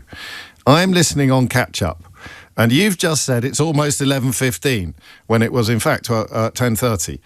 You said that a taxi driver had told you it was 11:15, and therefore it must be true. But that is actually the time now, and I am actually listening to you on catch-up. Spooky, writes Peter. Spooky indeed, Peter. Spooky indeed. Why are we talking about that? Because Nigel Farage no longer gets all his information from lies posted on social media by the alleged rapist and people trafficker Andrew Tate. He's moved on now to unidentified taxi drivers in Buckinghamshire who have told him that Sharia law is coming and there's nothing we can do about it. A message that resonates with Maureen, who's got in touch to say, it's not being racist, it's a fact. This country will become Muslim at some point. It's not very racy. Well, maybe we've got a different definition of the word racy. We probably agree on the definition of the word racist, but how can it be racy? It's not being racist, it's a fact. This country will become Muslim at some point. I mean, how do you even begin to argue that? Of course, if you wanted to have a bet, I bet you that by this time next year, this country is not Muslim. If you were dealing with a slime ball who would accept your bet, and then when a year later it had not, you could prove that it has definitely not been. So, well, you can't prove it. I said there'd be evidence that Haitians in America were eating cats and dogs within a month. And then there was no evidence, so I'm pretending that actually the bet was about you having to prove that there was. Dishonest doesn't even do it, does it? Doesn't even come close. And by the way, you only get away with behaviour like that because you know you're going to be allowed to. Crucial point. Absolutely crucial. Sonia is in Southwark to steer us back to the racism conversation. I'll say that again, the racism conversation. Sonia, what would you like to say? Hello, good afternoon. Thank you for taking... Oh, morning. Sorry, it's still morning. Good afternoon. No, it isn't. No, it isn't. It's 7:20 in the evening. A taxi driver told me. Yes. Carry on. Thank you. So I think, you know, if we're asking, is what Trump said racist, like, any time that you talk about somebody's protected characteristic as the reason why something negative is happening, it's racist. Like, there is a definition in the legislation that provides us with that. And I think what's worse is when he's talking about, you know, London's terrible, we have all this crime there, they're lawless under the current mayor, and using the mayor's religion as a attacking tool, you have to call it out as racism, and you're absolutely right for doing that. But I think what we really need to also focus on, and it does tie in with the kind of big right-wing movement we're seeing at the moment. You know, London is like a micro country. We know that. It's very different to the rest of England, especially when we look at demographics of ethnicities compared to the rest of the country. It is one of the most successful examples of diversity and multiculturalism on the planet. And what an absolute pleasure and blessing to have been born in Guys and raised in this beautiful city, and my children. Well, I'm an incomer, so thank you for making me feel at home. No, and, you know, we love it. But we have that highest crime rate because of phone snatching, right? It's a big issue up here. We know that. But phone snatching is linked to county lines. It's all linked because there's these big criminals that groom these young kids. And I want you to just sit with this data, right? 100% of youths who have been in prison because of county line involvement have been permanently excluded from schools. I know why you're making this point. Some people will perhaps need a little bit of clarification in that the problems that we're being told to use as a basis for our racism are not being addressed and certainly not being solved, and they are also not a consequence of race or ethnicity. So we're completely ignoring the roots of real problems. What a racist does, what a populist liar does, is take a real problem and attribute it to ethnicity or to race. Or they just lie blatantly and claim that the Mayor of London wants to introduce Sharia law, which is the polar opposite of what his political and social positions actually include. And then, but when you have a cohort of people who pick that up, because let's be honest, there's not, as long as, like you said, it's 7 o'clock in the evening and you're somebody who I respect and admire, of course it's 7 o'clock in the evening, right? The President of the United States of America just said it in front of the whole of United Nations. There you go. It's 7 o'clock in the evening. A taxi driver told him in Buckinghamshire. Back to the root of education. Yeah. 20 years consecutively. The cohort who have made the least amount of progress, white working class boys. Followed closely by white working class girls. You are angry because you have been severely let down by your consecutive governments year on year, and you have seen... I go further, actually. I think that the reason why these kids have been left behind is because the people who are encouraging their parents to be racist have also been demonising teachers for 20 years, attacking the very nature of education, and when it was black kids doing badly in school, blaming it all on the parents. Yeah. So they never had a chance. 20 years. They never had a chance. I was a teacher for 20 years in secondary schools. I was an assistant principal in inner London, and I was a Senko. I'm talking about. I know exactly what you're talking about. It doesn't matter, does it? It doesn't matter. Because and actually, I will call it out. I was watching Educating Yorkshire last night with my daughter, who's 14, she's in year 10, and a young girl was being very, very kind of saucy with her teachers. And I said, that, for me, I'm not even dealing with that child. I would have that child's parent in. I need to undo the school of mum and dad in order to give this child a fighting chance in life. Because your rhetoric is just what you've heard at home. Because of course it is. And that's the narrative of victimhood, bogus victimhood. And instead, But you have to have compassion and empathy in that, right? I've had families, because I now run my own non-profit supporting neurodivergent children, kids who don't go to school refusers. I've sat in meetings with these families, and I go at it from a different angle, and I say, look, I know you're trying to protect your child, but with all the love in the world, this was not the life that you envisaged for yourself at her age. Make her go to school, work with us because she is safe with us, and they will listen. And then they'll turn their radios on and they'll hear somebody they consider to be on their side saying, oh, you can't trust science. I don't really buy into science, which is a denigration of education. Make no mistake. They complain about white working class kids being left behind in school on one hand, and on the other hand, attacking expertise, education and science itself, which is something else Nigel Farage managed to do in this studio this morning. Sonia, thank you. I thought I'd double check, and fair play to the BBC for actually digging into Donald Trump's latest lie. Why am I saying fair play? Should be second nature to everybody. Every journalist in this country and every single platform should have pointed out that the lie about Sharia law and Sadiq Khan dates back to 2020. The lies about Eastern Europeans and swans date back to 2002, but the lies about Sadiq Khan and Sharia law date back to 2020, when several posts on Facebook showed an image of the mayor with a quote saying, "We are trialling Sharia law in 3 of London's boroughs right now. We will then roll it out in the remaining 30 next year." Lie doesn't even come close. The mayor's office had to tell Reuters that it was completely fabricated. There's a clue as to that not being true. A clue that appears to have passed POTUS by. Can you work out what the clue is? I'll read it verbatim. I will get every syllable accurate. And you tell me what the clue is that suggests Donald Trump might have been talking out of his fundament when he said these words about Sharia law in London being introduced or wanted by the Mayor of London, Sadiq Khan. The Facebook post, the 5-year-old Facebook post that this racist lie depends upon, reads as follows.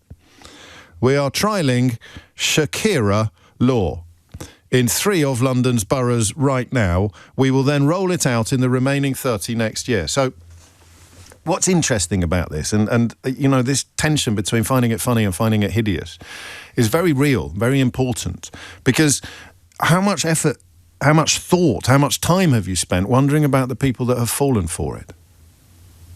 You know? That's the people, in a way, that Sone is talking about. That's the children who have been let down everywhere in their lives, including by their parents. But who does that possibly land with? Who could possibly read that?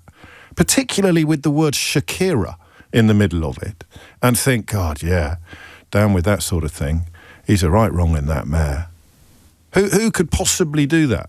Unprimed, ungroomed, ungaslit. Who is ever going to respond to that by going, grrr? You would just laugh. But no, you wouldn't.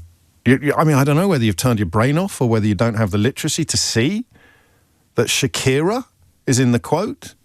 And that's now been said in front of the entire United Nations by the President of the United States of America. And here comes the cue of patriotic British commentators and columnists, broadcasters and editors to condemn a foreign leader for telling lies about the democratically elected mayor of our capital city. Here they all are. They must be too busy putting flags up. Here's Thomas Watts with your headlines. James O'Brien on LBC. It is 25 to 12. You are listening to James O'Brien on LBC. I think we'll do that. We'll do with Farage what we did with Trump yesterday. Why would anybody not condemn the lies Donald Trump told, the nonsense Donald Trump spouted about paracetamol and autism? Why would somebody denigrate expertise, evidence, education in such a blatant way? Because I don't think there would be any comeback for him just to say, I think, didn't one of his mates go on with Ian Dale last night and say pretty straightforwardly it's absolute hogwash? I mean, it's a slightly qualified comment because it comes from somebody who I think introduced one of the sort of vaccine weirdos onto the stage at their own conference. But the very simple and straightforward position when somebody tries to link autism to paracetamol, I can't believe I'm saying these words, can you? When someone tries to link autism to paracetamol, the very simple thing you do, whoever it is you say, don't be an idiot.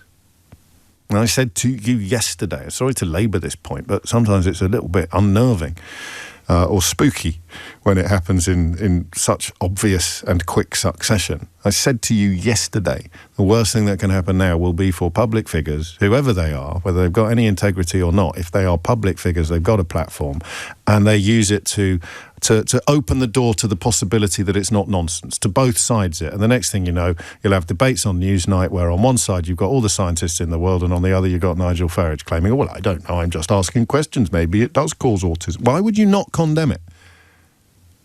It's not even populist, this. I'm going to get onto that in the next hour.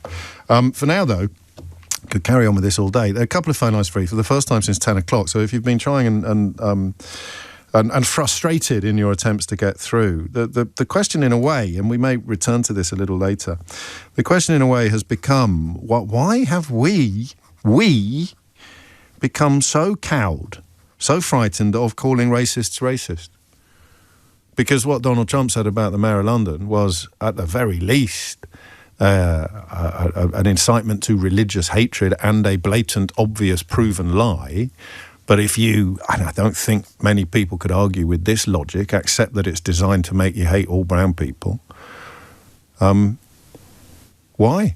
Or would we not be happier, more comfortable, quicker to call out racism when we see it? When's the last time somebody really did get done for racism? Because remember when that Conservative donor said that every time he saw Diane Abbott he wanted to shoot black women, the Conservative Party didn't send his money back with a thanks but no thanks. When's the last time somebody really got done for it?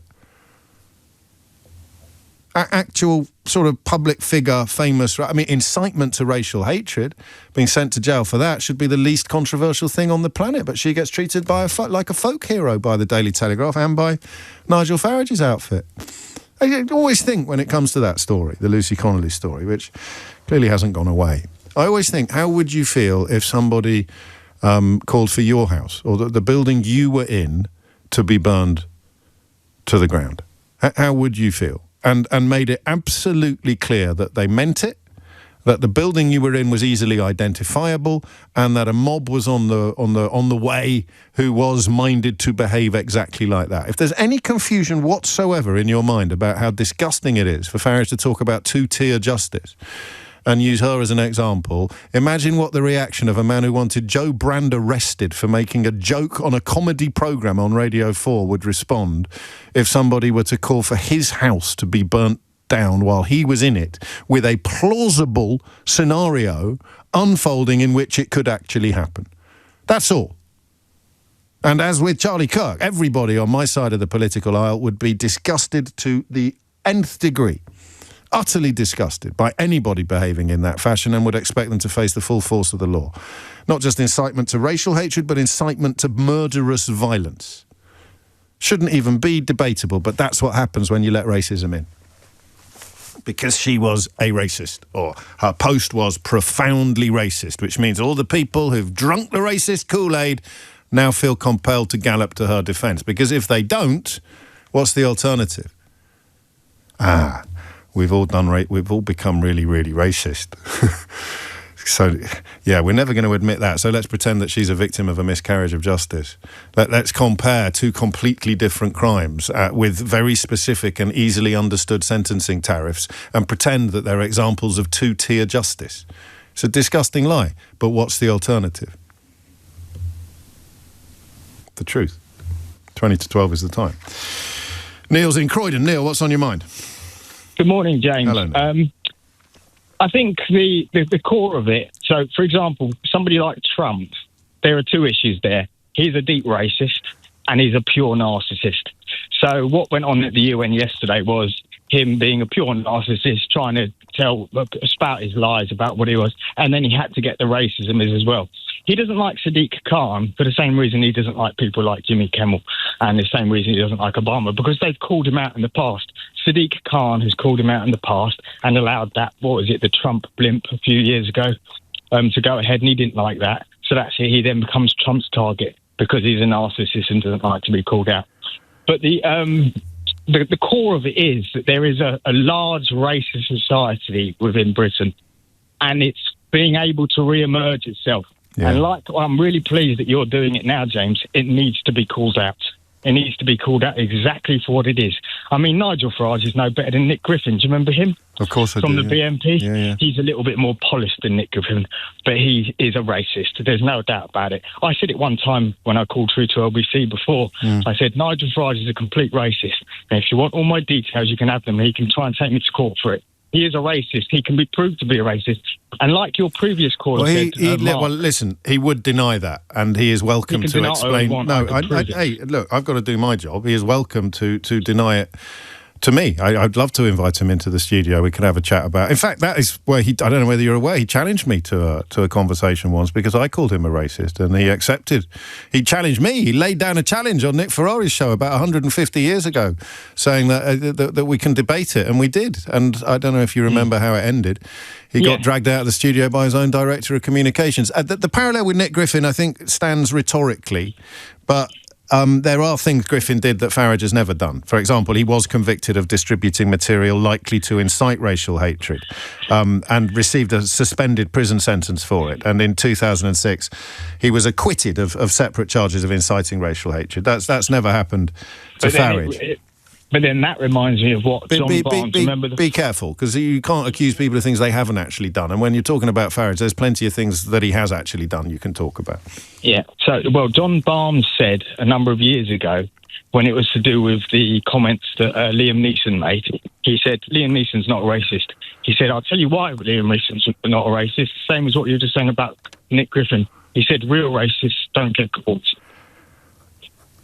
But this was when Liam Neeson came out with some frankly extraordinary comments about wanting to go out and kill a black man because of a crime that had been committed, I think, by a completely different black man. I mean, it speaks to a tricky situation. And listen, I know he's a massive fan of free speech, but he would almost certainly dispute what you've just said about him. And as I say, I'd be happy to chair that conversation, Neil. Why do you think, because you're clearly not worried about it, why do you think there has become a reluctance, if you like, to, as Mark put it earlier, people are now more worried about being accused of racism than they are about actual racist examples? It's because the media's allowed it. The media's allowed it to happen because the people within the media or the people that have the power are probably quite racist at their core. I mean, how have we got a channel like TV News on our British television? Well, that's a question for Ofcom. I mean, certainly, I don't think explainable in very simple commercial terms. And one of the major shareholders, of course, has just bought the Spectator magazine and put Michael Gove in charge. So, when you talk about the extent, if you like, of the facilitators of the change in public mood, the change in public discourse, it is actually very hard to exaggerate, which is why I repeatedly make the point about that list. So here's a list of people on one side of the side that Neil and I and many others would describe as either being racist or being very, very, very comfortable with increased racism, and then who's on the other side. I just think it's really an interesting point. Who's on the other side? This narrative that's out there, you can't say anything in this country, we're the silent majority, everybody's against us. Who's against you? Who's against you when you tell lies about immigrants? Who's against you when you tell lies about people of colour? Who's against you when you tell lies about the Mayor of London? Who is actually outraged and disgusted and calling it out and condemning it and critiquing it and telling their listeners or their readers or their viewers the truth? Who is this army? Who is in this great army of anti-racist resistance? I'll wait. James O'Brien on LBC. 11:48. You are listening to James O'Brien on LBC. Do you want to hear some of the banter that goes on off air on this programme? Would you like a little glimpse behind the curtains, as it were? So I'll be joined shortly by Alex Taylor, who's LBC's correspondent in Yorkshire, who has a really interesting and important story. And I wondered why he'd looked into it, Alex Taylor Brown. And the answer was that he heard a caller to Sheila Fogarty's show. And that was the seed or the impetus for his investigation into cuts to the Adoption and Special Guardianship Support Fund that we'll hear more about in a moment. So I said to the producer, I thought this was funny. It's going to sound awful in the retelling, isn't it? I said to the producer, well, why do we get it? Because I want this story on my show. But why do we get it? Why do we get first dibs and not Sheila? To which Eleanor replied, because you're adopted.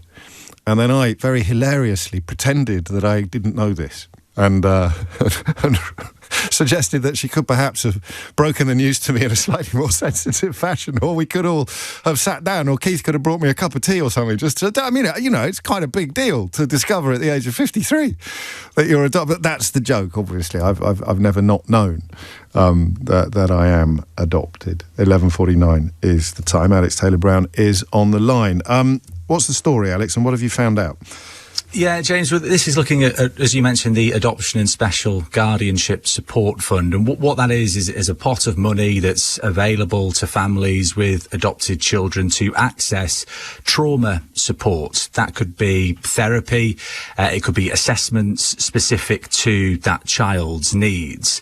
That money has consisted of £5,000 a year for the support, plus a £2,500 payment for specialist assessments. And over Easter, it was announced by the government that this fund is to be reduced to just a single £3,000 payment annually. So that is a 60% cut to what it previously was. So understandably, families involved are concerned. Helen is from Lancashire. She's a mum to 2 adopted children. She told me that they have had to rely on this funding in the past. We've used the fund as a family on different occasions to be able to secure funding for interventions that my children and us as a family have needed. The chance that was suddenly going to disappear was very frightening. So the argument from the government is that, data from earlier this year showed almost half of the applications for the therapy through this fund exceeded this £3,000 limit, so only half actually exceeded it. Charities are warning that thousands of children, though, could go without that specific therapy they need. And again, hearing from Helen that she worries what that could mean for the future. Certainly for my family, I know in times of crisis that being able to access something through the fund has made the difference between us being able to continue as a family and seriously consider the possibility that we couldn't. So I think there's worries that adopters may not be as likely to come forward to adopt children because they may understand that the support that previously was there isn't there any longer. It's sort of sad to hear that situation as well, James, that there are families there, and I spoke to an MP here in Yorkshire as well who said that he'd heard similar, that families are actually considering whether they can continue to be a family or not without this fund. It was only revealed on April the 14th, but by that time lots of councils and regional adoption agencies had already applied for the money that they usually do, under the assumption it would be the money that's previously been available. One of the charities we have spoken to on this is Adoption Matters. David Robinson Field is a service manager there. He's actually an adoptive parent himself as well. And he's been explaining why this fund is so important to families. 80% of adopted children have had quite severe backgrounds of kind of neglect, trauma, abuse. So there's a real need for support. There's lots of issues around kind of self-harming, violence towards parents, things like that. So all those things are escalating. Now, this fund will continue, James, into 2027, but it still sort of leaves families in a kind of limbo. The government saying that the decisions they've taken will ensure the fund is financially sustainable and that they will provide an update on the future of the fund in due course. I think the MP, or certainly one of the MPs who's moved a lot in this field, is the Liberal Democrat Tom Gordon, and not getting the answers that these families need.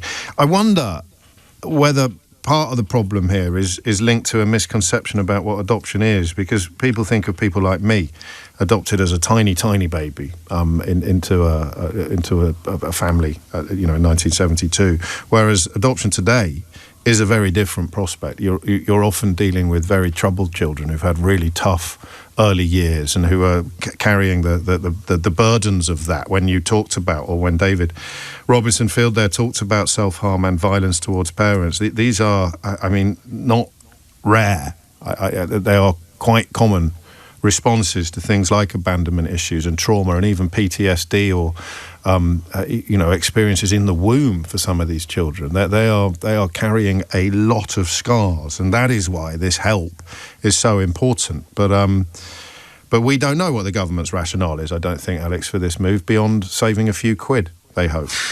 Yeah, and as we heard from David Robinson Field there as well, they kind of, in a way, accept that the government needs to find money to fill what we hear time and time again, this £22 billion black hole, but it still doesn't sting any less. And you mentioned there about adoption and what's sort of gone before. Many of these children spend around about at least 18 months within the care system as well, which as a kid, over a year, it sounds like such a long time, doesn't it? So, for them to sort of go through that and for this trauma support to be cut as well, it is concerning for families. And we heard from Helen there as well, who said, she loves it. She loves being an adoptive mum, but it is a different type of parenting, and it can be hard, and it can bring lots of different challenges. It's no less rewarding, but it can be complicated at times. Very different from my own mum's experience sort of 50 years ago. Alex, it's a lovely piece of work. You can read the article on the LBC app. Alex Taylor-Brown there, LBC's Yorkshire correspondent, responding to a development that he first heard of while listening to Sheila Fogarty's show on LBC. 80% of adopted children today have a background of neglect, trauma and abuse.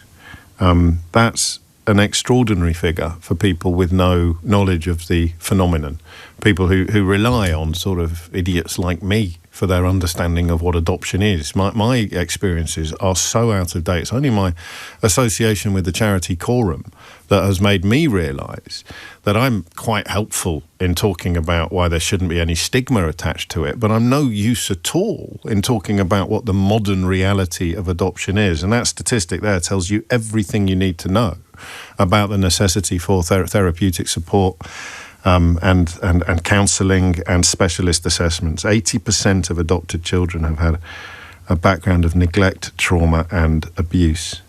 God bless them. They need all the help they can get, and the government, as it stands, is taking away some of the already inadequate support that they and their parents receive. Heartbreaking. We'll be keeping an eye on that story with, I suspect, Alex's help. It's 11:57. I think we'll move on in the next hour to the paracetamol autism question and the very strange explanation from Nigel Farage this morning that he doesn't believe in science. At least that's what I think I heard. We'll double check shortly. But before that, one more call, possibly two, on this question of why obvious racism is no longer called out as obvious racism. John's in High Wycombe. John, what would you like to say? Hello, James. Thank you for everything you do, mate. Nice to speak to you. Likewise. I think people are too scared now, to be honest. Yeah. The repercussions of calling it out are too big. I personally, I'm a mixed race man. I've never felt mixed race until I've started my new relationship. I don't think her family are racist in any sense. I think they're lovely people. But some of the things they say are very thoughtless. Yeah, that's generous. And can be very offensive, which I can deal with because I understand people aren't perfect and people need correcting sometimes. But every time I've tried to correct it, I've been made out to be like the bad person or some some overly sensitive woke wombat that can't deal with it. Woke wombats. I'll play bass. Can't deal with anything. Yes. And the final straw was she sat down and she spoke to me, said, what's your problem with me? And I said, I have no problem with you. It's the things you say are really upsetting and offensive. They're generalisations, I presume, about people of colour or about... It's more just it's just more sly comments or language that shouldn't be used. The N-word, for instance. Oh, boy. Or, okay. Generalisation or black women are so nasty, always cutting their teeth. And I'll call her out and say, by the way, you know my mum's black. You wouldn't say that in front of my mum, would you? Oh, no, not you. Not you, not her. I don't mean you. I don't mean you, I mean the other ones. So more sensitivity about her reaction to being... I don't think you've even called her a racist, but that is the subtext of what you're objecting to. That there's more sensitivity in the family to that, to her feelings, than there is to yours as somebody who is essentially exposed to what sounds to me about as close to racism as you can get. If not racist people, then racist words and racist conduct. Exactly. That is the microcosm of what we've been talking about. When do you think it started happening? When do you think we became, as a population, more sensitive to the feelings of people doing racism than we do to people of being victims of racism? I think it's a recent thing. Yeah. It's a recent thing, because about 10 years ago, James, there was an EDL march in Wycombe. Yeah. And the whole town turned up. Everyone was there to back these people off. And now I look back at the photos and I'll look at maybe about a quarter of those people I imagine would be on the other side now. Wow. And I don't know what's happened because there's people in those I was with in the marches who I know for a fact would be on the other side, without a doubt. Wow. So that's going to stay. Yeah, you're right, it is. And there's a whole bunch of contributing factors, but...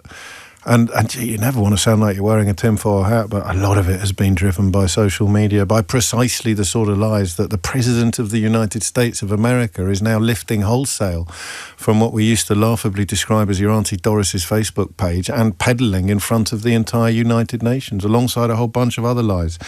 Hang in there, mate. That's tough. That is a really tough experience that you're having, to be expected to sort of sit quietly by while people engage in language that would, not that long ago, have been unacceptable in polite company.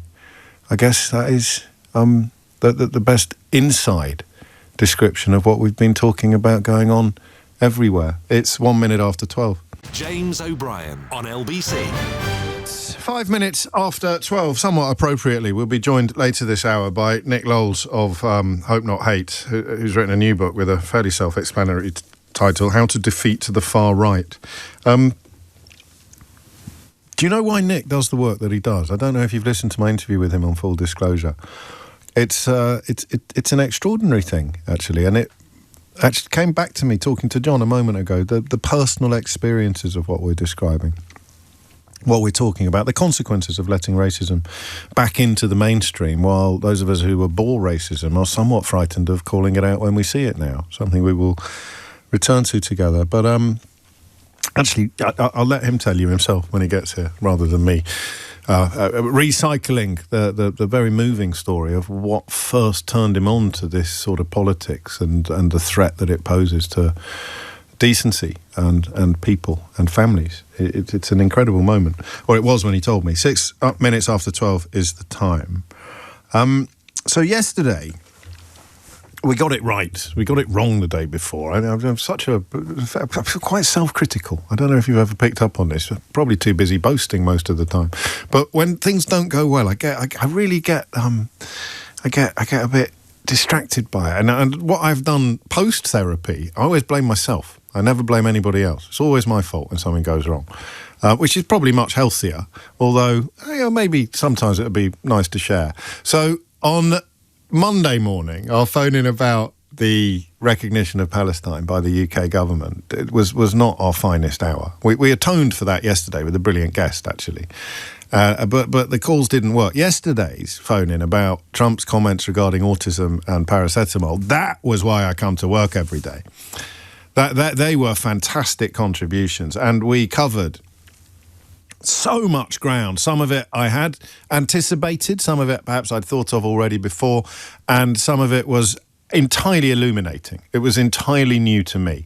And off the top of my head, some of the stuff that we came up with in answer to the question as to why Donald Trump would tell these lies about a link between Tylenol and autism involved an attack upon the bodily autonomy of women.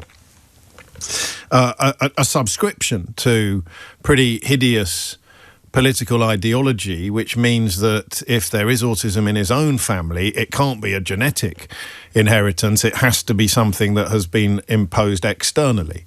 A commitment to conspiracy theories, a desperate need to somehow negate truth and deny facts and make every opinion equal, even in the world of medicine and medical treatment. And there was more as well. There was more. And I'm not blaming my callers for Monday's early show. I'm blaming myself for asking the wrong questions. I'll make that absolutely clear. There you go. That's the sound of self-flagellation unfolding live in the studio. So it was really, really interesting, and it was a worthwhile exercise. Why, we asked, did Donald Trump tell these lies? Effective immediately, the FDA will be notifying physicians that the use of acetaminophen, is that okay? Yes. Which is basically commonly known as Tylenol, during pregnancy can be associated with a very increased risk of autism. So taking Tylenol is not good. All right, I'll say it. It's not good. So dangerous and idiotic, which is a pretty hideous combination. And I said to you yesterday, I haven't reached the stage in my career yet where I routinely play out clips of myself from 24 hours ago or even 2 hours ago. But I said to you yesterday that the worst thing that could happen now is for people in public life not to call it out. There is essentially only one way for politicians and commentators, whatever their politics, to respond to this sort of claptrap. And Wes Streeting on Lorraine's programme yesterday showed the way. And on it goes. Wes Streeting has gone a little further this morning due to Nigel Farage's contribution to this conversation. He's posted on social media, dangerous and irresponsible. This man is a snake oil salesman and it's time people stop buying.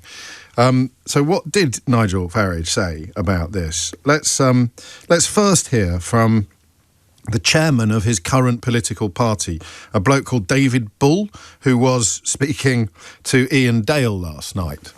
In the Can we get back to autism? Yeah, I mean, obviously there is no link between paracetamol and autism, full stop. Okay. And now forgive me for inflicting this on you again. You've been listening to it on the news bulletins all morning, but it is important. That's, once again, we find ourselves recognising that if we lived in a sensible universe, we'd be ignoring this clown, but we're not. He's currently leading in the opinion polls, which behoves us all to take him seriously, especially when so many people interviewing him appear to be doing so with a feather duster. Here he is here is Nigel Farage on Donald Trump's latest lies. Nigel, when Donald Trump talks about links between paracetamol or Tylenol and autism, is he right? I have no idea. You think he might be right? I have no idea. We were told thalidomide was a very safe drug, and it wasn't. Who knows? Nick, I don't know. You don't know. He has a particular thing about autism, I think because there's been some in his family, and he feels it very personally. I have no idea. You wouldn't side with the medical experts who say it's dangerous nonsense? I wouldn't. When it comes to science, I don't side with anybody. Right.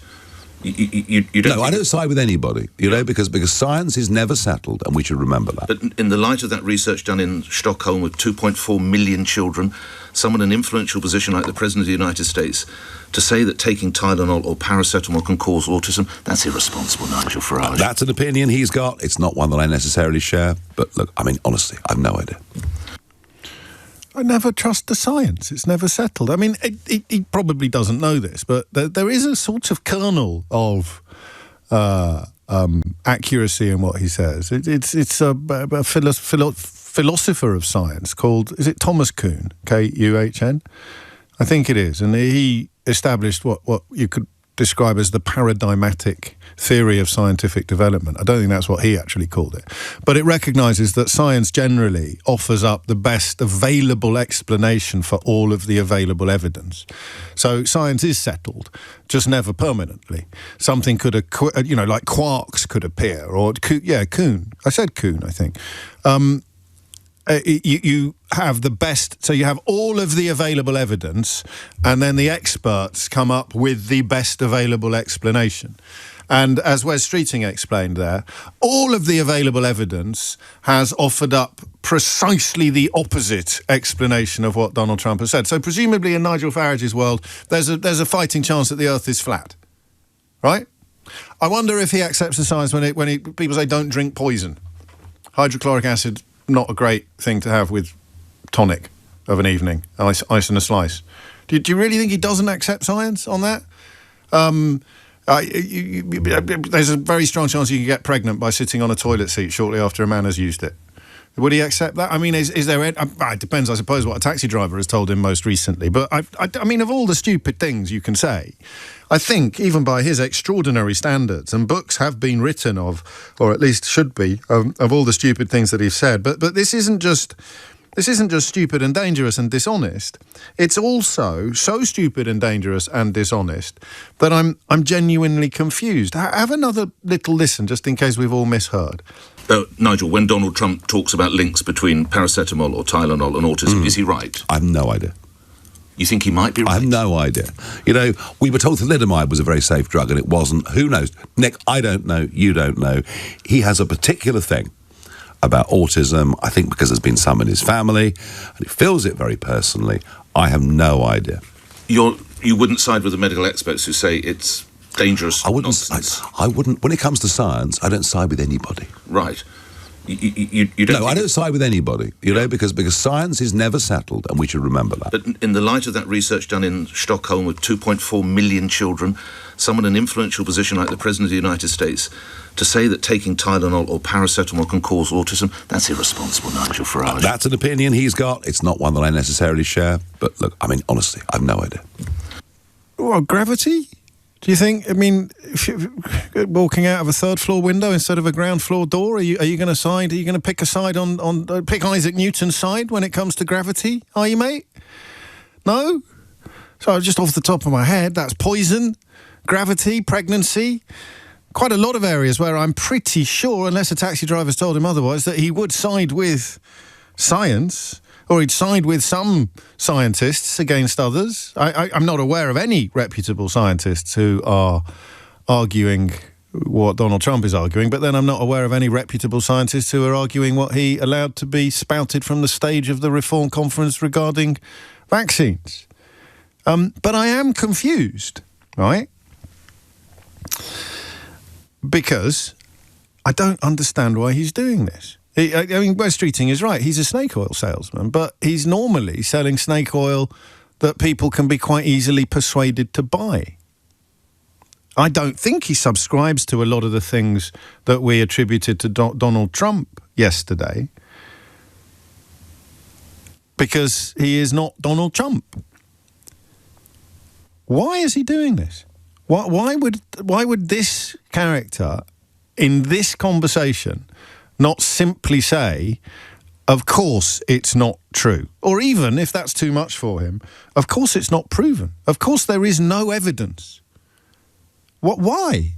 I don't get it. I'm quite a good student of the fella, for good or for ill, because no one else seems to bother tracking all of his dishonest utterances. I still, of course, waiting to find out where his girlfriend got all the money to buy that house that he claimed he'd bought, and then it emerged that he hadn't been telling the truth when he said that he'd bought it, but she'd bought it with money that I think a BBC investigation, finally getting their finger out, cast huge doubt upon her ability to afford it. I wonder if she'll get deported if it turns out she's not earning enough money to justify indefinite leave to remain or whatever it may be.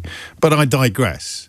So I'm normally fairly easy to work out what he's doing. He's either trying to turn hatred against foreigners, or he is massively exaggerating his own abilities and talents, or he is, what's it called again? Not gilly-gashing. He is just riding over questions and refusing ever to be pinned down on the difficult stuff, which is not hard to do, for the record. It's a conscious choice by interviewers not to actually go in harder, not to actually hold him to account or hold his feet to the fire. So I can normally work out what's going on, but I don't know why he's doing this. I don't know why he's doing this. 0345 6060 973 is the number that you need. Why is Nigel Farage not prepared to call a spade when it comes to Donald Trump's claims that autism is linked to paracetamol? What is going on here? What is the game? What is the subtext? What is the plan? What is the reason? And I have no clue. Look, there's one obvious answer. Gish galloping, it's called. I think did Mehdi coin that phrase? Mehdi Hassan? It's a great phrase. You hear gish galloping. It's when you can't actually get your answer. Will you let me speak, they might say. And you go, yeah, of course I'll let you speak if you answer the question that I've asked. But if you carry on talking twaddle about a question I haven't asked, no, I won't let you speak. I'll interrupt you and insist that you actually answer. That's how you do it.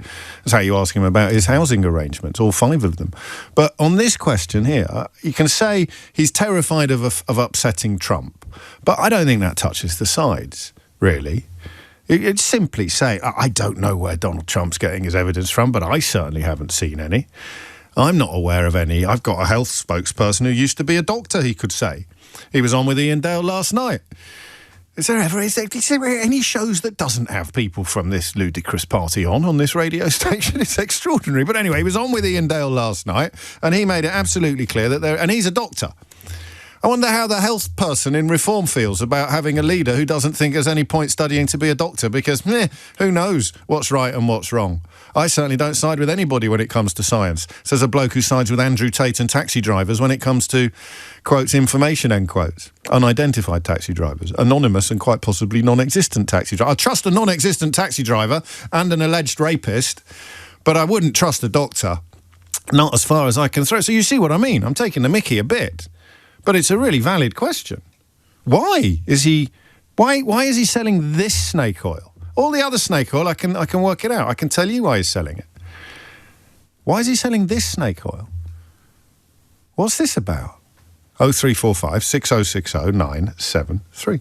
James O'Brien on LBC.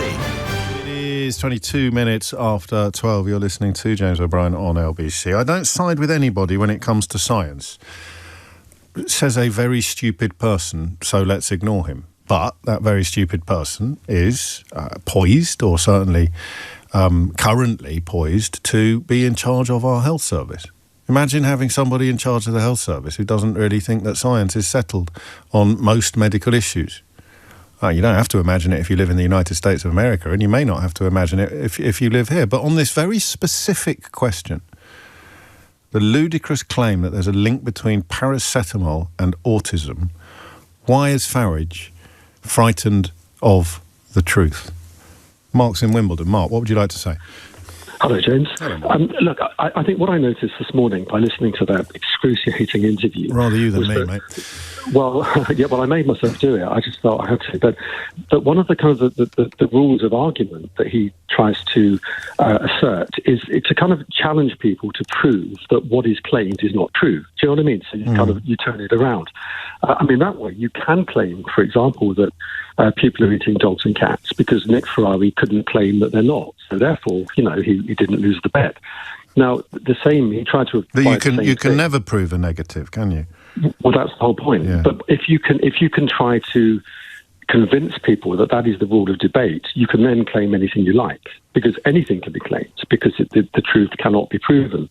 So, once you've established that, and that's what he was kind of trying to do. And in terms of the link with autism, the idea that science is never settled is kind of true in a way, because something is only true until it's proven not to be. Of course. And then he says, well, look at thalidomide, and nobody knew that was dangerous till it was found that it was.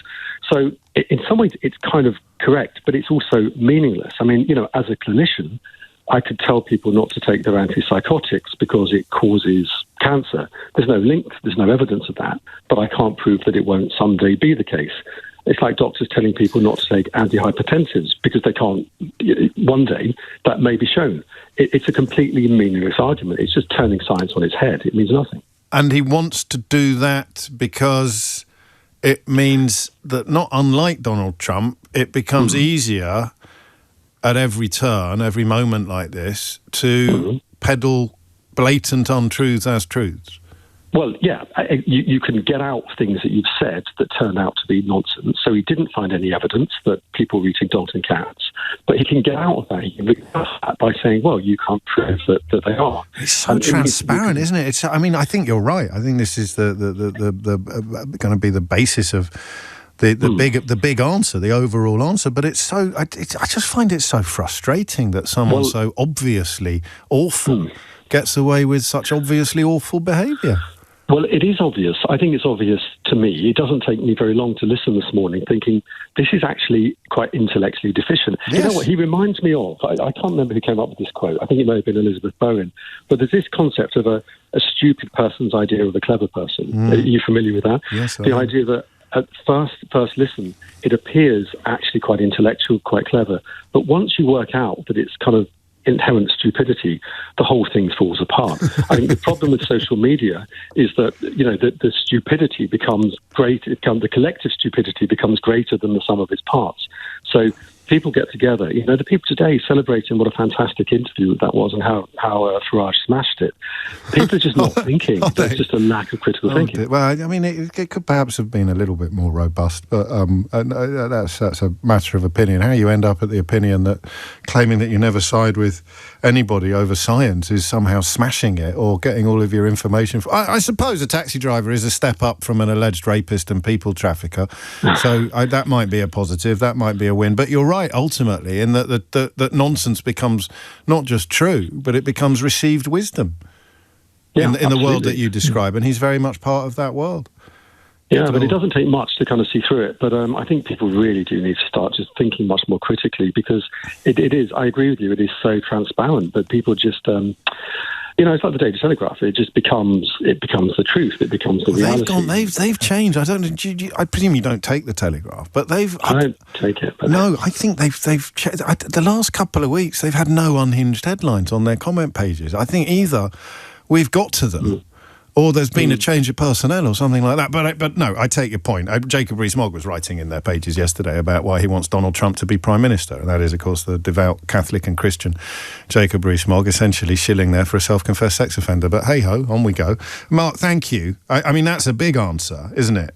But what else is there? Why else? It sounds like a bit too much of a mission to denigrate truth entirely in this specific case.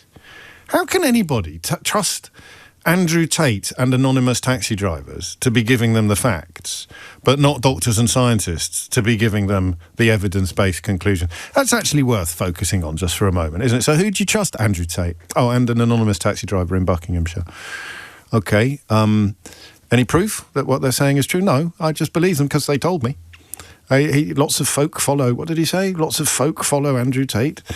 So why do you believe them on this issues? On these issues, because I do. I've chosen to believe them. And how dare you suggest that it may not be true? If it turns out not to be true, I shall claim that I was just asking questions. So who did you believe? Andrew Tate. Who else on the Sharia laws? That taxi driver.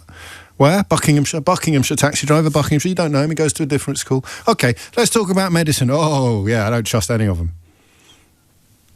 What? What if a taxi driver told you that there was no link between Thailand? That's what we need to do. Get a taxi driver, or indeed Andrew Tate, to tell him that there's no link between Tylenol and paracetamol, and he'd probably believe it to be true.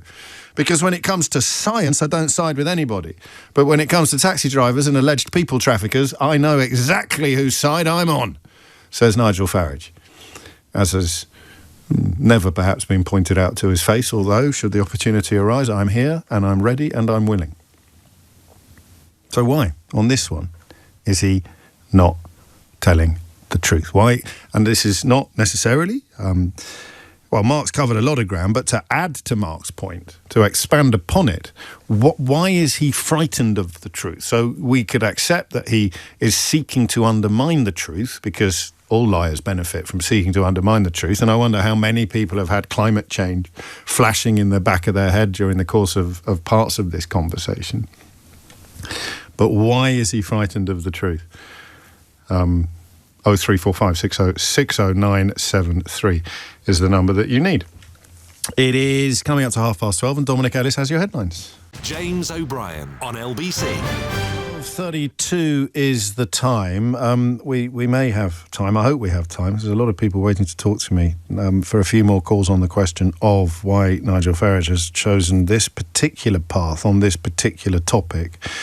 Not challenging, certainly not rejecting Donald Trump's ludicrous comments about paracetamol and autism. But I mentioned to you earlier that Nick Lowles would be joining us in the studio. Nick, as you probably know, is the founder and chief executive of Hope Not Hate. One of those voices, actually, that was on that almost non-existent list that I was talking about earlier. If you take an overview of the UK media, and Hope Not Hate is an advocacy group that campaigns against racism and fascism, so not a media platform, but if you were to take a quick overview of who is on the increasingly, it seems, pro-racist side of these arguments, or far-right adjacent sides of these arguments, and we'd be here all day. Even if we tried to do it in alphabetical order, it would take us at least 4 hours. And if you tried to make a list of people who are on the other side of these arguments, people who are opposed to the far right in general and the race hatred in particular, then, I don't know if we'd even make it to the next little pause in the programme. So short is that list, and so odd is the narrative, the dominant narrative, that that somehow this non-existent cohort of people dominate the conversation. So Hope Not Hate are it must feel lonely sometimes, Nick, your side of this aisle. Yeah, it does. I mean, especially at the moment after the summer that we've had. But you know, we aren't alone in that, and I guess hopefully we're a little bit more resilient than many people who are coming at it for the first time. Yeah, that's very true. How many years have you been doing this now? 35. 35, yeah. 36 next month. And counting. Yeah. Would you tell my listeners, for ones who have shamefully not listened to the interview we did together on Full Disclosure, about what it was that happened in your childhood that set you on this course in particular? Yeah, so my mum is from Mauritius. She came to Britain in 1961, like many other people from the Commonwealth. And I was born in Hounslow, West London, and then when I was about 7 or 8, moved to Shrewsbury.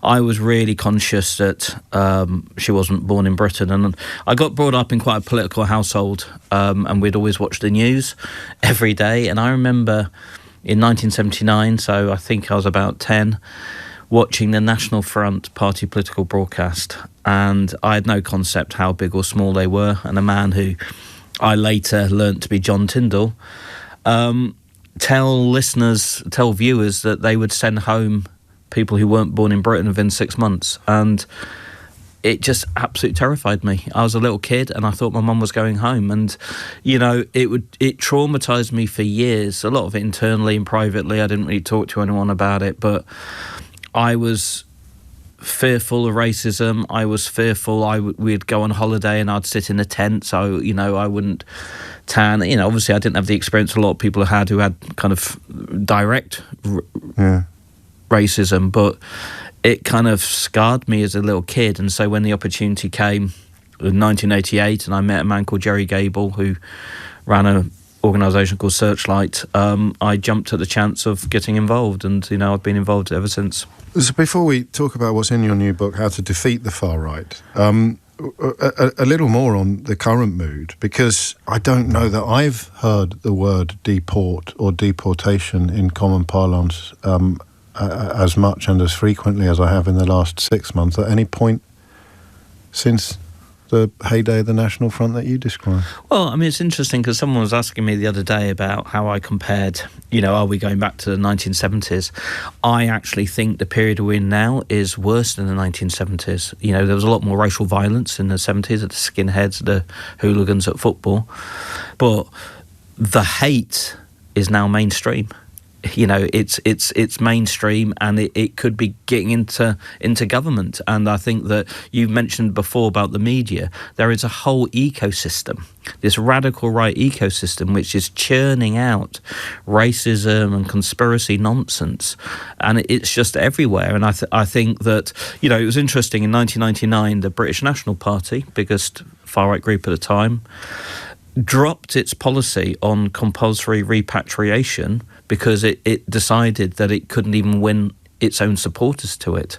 And now we're hearing mainstream politicians Farage and media outlets talking incessantly about it. Not necessarily calling it compulsory repatriation, but that is what they are describing. Sure, I mean, about abolishing permanent leave to remain. Yeah, I mean, you know, you've got this situation where you've got this Tommy Robinson movement, which had anywhere between 150 and 250,000 people in London, are exerting so much pressure. They're pushing Farage and Reform to the right. Positions that that a year ago Farage said he wouldn't take and were unfeasible, are now centre stage, and they're now talking, if you add the two statements together, up to 1 million people he's saying that could be forced out of the country. How is that going to happen? You know, we've seen what's happening in the US. It's taking literally troops on the street, 1 million people. And, you know, and these are nurses, these are pensioners, these are people who fled the Taliban, these are people who fled wars. And, you know, he's now talking about potentially deporting up to 1 million people. I mean, it's just shocking. And there's an effortless segue. It's a little bit pat, isn't it, to reference Martin Niemöller's poem, but it never ends with the people it begins with. So you can start off talking about people in small boats, or you can start off talking about people that have been forced to come here via hazardous routes because all the safe routes have been shut down. And then within weeks, it feels, you're talking about people that have been here for decades, no longer being welcome. And I guess even a veteran of the battles like you must be, as you've said, taken aback by the speed of the current segues, the ease and the lack of challenge to people like Farage and to a lesser extent Yaxley Lennon, when they come out with stuff that we did, or people like you did actually successfully. You found the antitoxins in the 1980s and the 1990s, and now, sadly, the poison is coursing through our collective bloodstream once again. Yeah, look, absolutely. I mean, I think, you know, 3 quick points on that. I mean, the Tommy Robinson demonstration, you know, I listened to all the speakers. Not one talked about small boats. Yeah, that's just the issue they're latching onto. They talked about multiculturalism being a failed experiment. They talked about, you know, the threat from Islam and how Muslims should be kicked out of Europe, and they talked about the great replacement conspiracy theory. I think, though, that the point you're making about what has been really depressing for me this summer, and which I think has emboldened the right and allowed them to go even further, is the lack of opposition to it. And I think that, you know, things are starting to change now, but our political leaders across the spectrum, but particularly in government, need to understand that their silence and their failure to call this out is not only emboldening, you know, the far right, but it's adding to the climate of fear now. I mean, you talk to most people from minority communities, and people are scared. Yeah. People are feeling it. And, things that, multiculturalism, we look in Britain, we think this has been a success story in Britain, albeit we've always had some problems, but generally it's a success story compared to many other countries. The very fundamental concept of a multicultural society is now being challenged. And it's incumbent on us all. Yes, we want government to do things, we want the media to do things, but all as individuals to stand up. And of course, London is the sort of jewel in the crown of successful multiculturalism, which is why many of the people you've either mentioned or alluded to have to pretend that things here are very different from the reality, and that the experience that you'll encounter on Twitter is a lot more reliable than the experience you'll encounter, for example, on the streets of Hounslow, where I currently live. Which brings us to the book, How to Defeat the Far Right. It's a bit of a bold one, Nick. It was even bolder. I wrote it in 13 weeks. Good Lord. And it feels out of date already. Yeah, I was wondering. Well, but also bang on the zeitgeist. Yeah. But what does it do? What will people take away from it? Well, look, I mean, I think one of the things, and, we look at the current situation as well, it's about trying to give some hope that it is easy at times like this to feel demoralised. It's easy to feel isolated. But the truth is there is a big difference between what the narrative is on social media and often in the kind of national media to what actually is happening. We've just completed a poll of 45,000 people. And actually, the vast majority of people think their neighbourhoods are peaceful and safe. Yeah. The vast majority. So, the book... This is mad. We can't labour this point too much. They might say that immigration is a major issue for them politically, but when they're talking about their own streets and their own communities, it's just not. Well, and also, in the book, we go down, we use data analysis, we can analyse opinion on a whole range of issues down to what we call output area level, 160 houses. So the places which have got the strongest anti-immigrant and anti-Muslim sentiments, there's virtually no immigrants or Muslims there. But also what there is, and this is so important for politicians who seem to be running after Farage, that there is a direct correlation between anti-immigrant sentiment and levels of multiple deprivation and the collapse of social capital, the glue that held communities together, particularly in things like the former coalfield communities, etc. That we're not going to appease people's anger around immigration just by changing some numbers or changing some rules. This is far deeper about people just feeling that society has moved on without them, they've been left behind, they don't have a future. And I mean, some people will never be weaned off that snake oil. They need it. They love it. And you've encountered many of them. The battle is for the winnable hearts and minds, isn't it, really? The battle is for the people who don't actually have any lived experience of the so-called problems, but are persuaded that the problems are real. I call them the I Don't Mean You Brigade. The number of callers we've had who have had family members, friends, colleagues, we had some today, who will say things about a homogenous blob of humanity, and when you point out that that's horrible and possibly racist, they will say, oh, no, I don't mean you. How do you reach them? Well, look, I mean, I think we've got to understand that, whether it's the voters who are backing Farage, whether it's even the people who support Tom Robinson, there is a big cross-section of people. Some of them are more hardline in their views than kind of others. I personally, and I talk about it in the book, I think that we have to come from the community upwards. In all these communities, there are amazing people doing amazing things. What we also find is that people who are active in stuff, who are involved in their community, are much more likely to be welcoming and opening to other people. So there's the isolation element. But also, I think we've just got to be we've got to take people on that actually... Stopping small boats or changing hotel policies is not going to give people access to dentists. No. Not going to create, bring back playing fields at 10,000 that have been sold off in the last 20 odd years. There's fundamental issues, and that people are being scapegoated or hoodwinked into this is the answer to all your problems. There are some people we can't reach, of course, but actually the vast majority of people, when given a choice between hope and hate, will kind of always choose hope. And the day you stop believing that is the day it's all over. For all of us. Yeah, there has totally. to be more. Well, look, I mean, there is this narrative on the right now, which 20 years ago was absolutely fringe narrative, but there's a narrative that civil war is coming. And we hear it in focus groups, we hear it everywhere, from the stages of Tommy Robinson demos. The Daily Telegraph has had 2 articles in the last 6 months about a civil war coming.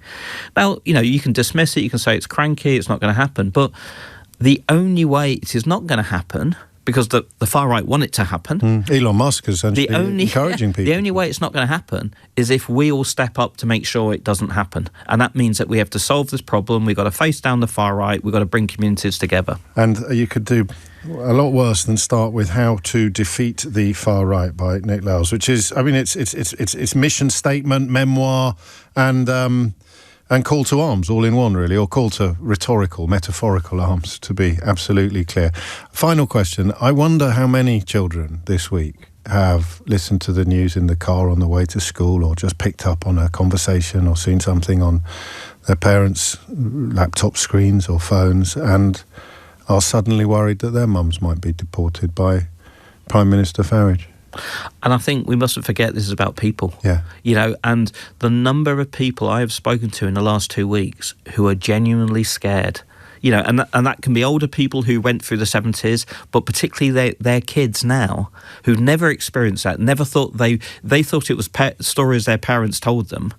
That people are now fearful. And I think, you know, it's not just, I mean, obviously it's about pushing back against the far right, but actually we need to show solidarity and support to these people and these communities too. And we should probably begin at the top by pointing out that the comments Donald Trump made about the Mayor of London yesterday are racist and unacceptable and not to be tolerated in a civilised society. Yep. That's what you mean by it being out of date. Although, I mean, to be fair, the first chapter begins with the Southport killing, so it is very current. It's just that the wheels are turning so quickly; it's impossible to keep up. But we will all continue to try, and we are grateful for your help in doing so. How to Defeat the Far Right by Nick Lowles is out now. Lessons from Hope, Not Hate, and it is a choice. That's it. I mean, you know, people talk about picking a side. That's what it will come down to. It's what it's already coming down to. What do you pick? What do you want? Hope or hate? James O'Brien on LBC. 2-1 is the time. A quick shout to Mikey. Mate, I think you've just looked up the paperback. That's what comes out in April 2026. The hardback of How to Defeat the Far Right, Lessons from Hope Not Hate, is out in hardback now. Official publication date 25th of September, which is tomorrow. But I did that a couple of times. You look up a book and you find the paperback release date and think, crikey, why are they interviewing an author about that? And a lovely message from Dave that I want to read to you as well shortly, because it just highlights how sometimes the planets align, and conversations we have on this programme, topics we select, guests that we occasionally invite into the studio just hit your life or reflect your life in a way that you can't produce or manufacture. You certainly can't fake it. Hi James, writes Dave in Bournemouth. What a timely question you ask. Last Tuesday, my wife completed her citizenship ceremony, and by the end of the week, our 10-year-old daughter was asking questions about whether she was at risk of being sent home. My wife said this is her home and she's going nowhere, but I don't think my daughter is fully convinced. And it was National Front rhetoric about compulsory repatriation that prompted Nick Lowles to set off on the course of battling fascism and far-right ideologies, or, well, all extremist ideologies, as you'll discover if you know anything about Hope Not Hate, although the new book focuses on the far right. That notion, that little boy frightened that they were going to take his mum away, is a fear that will have been sown in the hearts of many, many British children this week by Nigel Farage and his facilitators in the media. Whew. Simon Marks is in the studio, our Washington editor, currently in London. Have you been deported? I have not been deported, but I'm just taking a little break. I'm glad to hear it. I think it's important to remember that we all need to take a break from this. Yes. Do you have that little bit of, oh, rats, the news has gone bonkers and I'm not on the case? No, because I am on the case. You're always on the case from here, and the news over there, of course, is always going bonkers. So there's no good time to pick if you're in my game to take a break. But so it's not really a break, it's just watching it from afar for a bit. A busman's holiday. Yes. What has happened with Jimmy Kimmel? Well, Jimmy Kimmel came back on air last night, as you know. Remember that Jimmy Kimmel was indefinitely suspended by ABC over comments that he made relating to Donald Trump and his supporters' reaction to the assassination of Charlie Kirk, as opposed to the assassination of Charlie Kirk, which is what the White House would like everyone to believe. And what occurred in the days since last week when that suspension suspension occurred is that ABC found itself caught in a real vice, because on the one hand, the White House was insisting, right, that's the end of Jimmy Kimmel. We've vanquished another one of our enemies in the mainstream media, but consumers were deluging Disney with cancellations, particularly for their Disney Plus service. So many cancellations that it actually brought the sign-out page crashing down over the weekend. So yesterday ABC said, look, we indefinitely suspended him, but now we're lifting the suspension. We've had lots of conversations with him about what he's going to say and how he's going to behave on air going forward, and he'll be back on air tonight. So he was indeed back on air last night, and we can hear in this excerpt from his monologue that he presented a vigorous and at times emotional defence of America's tradition and its constitutional protections for free speech. I do want to make something clear because it's important to me as a human, and that is, you understand that it was never my intention to make light of the murder of a young man. I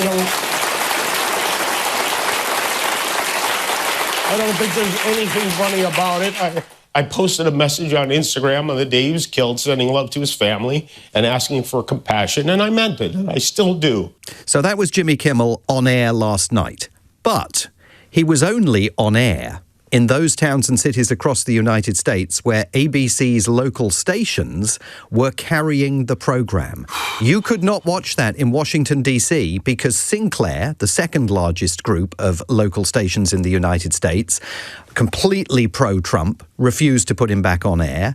Nexstar, the largest group of local stations across the United States, refused to put him back on air on their ABC affiliates. So he's back, kind of, sort of, and Donald Trump, of course, has taken to social media to accuse Jimmy Kimmel of being an arm of the DNC and to suggest that his beef with ABC is only just getting started.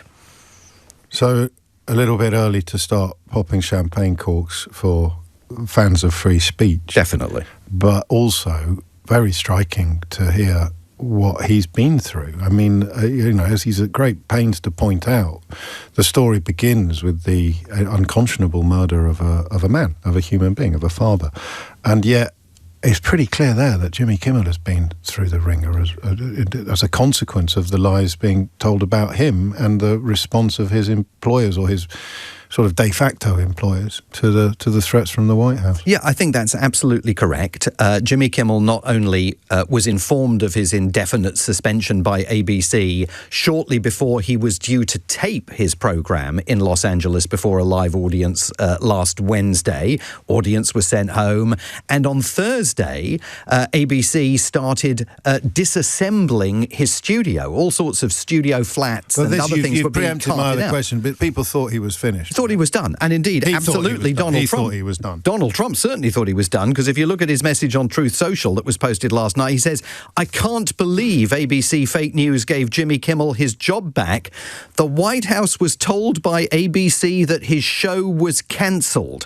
Something happened between then and now because his audience is gone and his talent was never there." And then he goes on to make fresh threats to continue this campaign against ABC, and he will undoubtedly leverage the labours of his pliant head of the Federal Communications Commission, Brendan Carr, who's going to continue threatening ABC with restrictions or possibly even a revocation over their broadcast licences if they continue to keep Kimmel on the air.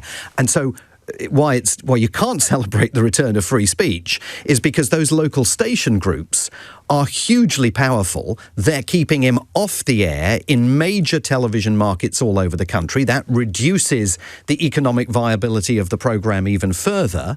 And it also indicates that those local station groups don't think that Jimmy Kimmel is worth going to the mat for. They would much rather avoid a beef with the White House continuing to threaten their business's future than put Jimmy Kimmel back on air every night. And, in different eras, and speaking about different countries, you would describe those media organisations as being regime adjacent. or regime sympathisers. I mean, I lived in Russia and covered events in the former Soviet Union and then Russia for many years, and was literally present when moves were made to close down NTV, the first independent television network in Moscow, and to co-opt it and make it part and parcel of the Russian state. What is taking place, what has already happened to CBS News and may well yet happen to ABC and possibly to NBC, are efforts to co-opt those businesses and turn them into supportive bullhorns for the Trump administration. I think it was Mussolini who pointed out that fascism is a business model, first, last and always. Simon, thank you. Always a pleasure. Speaking of fake news, Tracy's been in touch. She says, I love Simon Marks. He is the absolute best thing on LBC.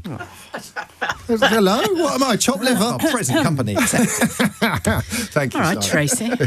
All right, Tracy. Back off. It's not compulsory. If you missed any of today's show, you can listen back on Catch Up on Global Player and the LBC app. You can stay up to date on the top stories and opinions, put your news categories in the order you want, pause live radio, rewind live radio, and listen to a range of podcasts. So do download the official LBC app for free from your app store now. Coming up at 4 on LBC, it's Tom Swarbrick, but now it's the third best thing on LBC. There is no I in team. There is no I in team. There is no I in team. Sheila Fogarty in the house. James O'Brien on LBC.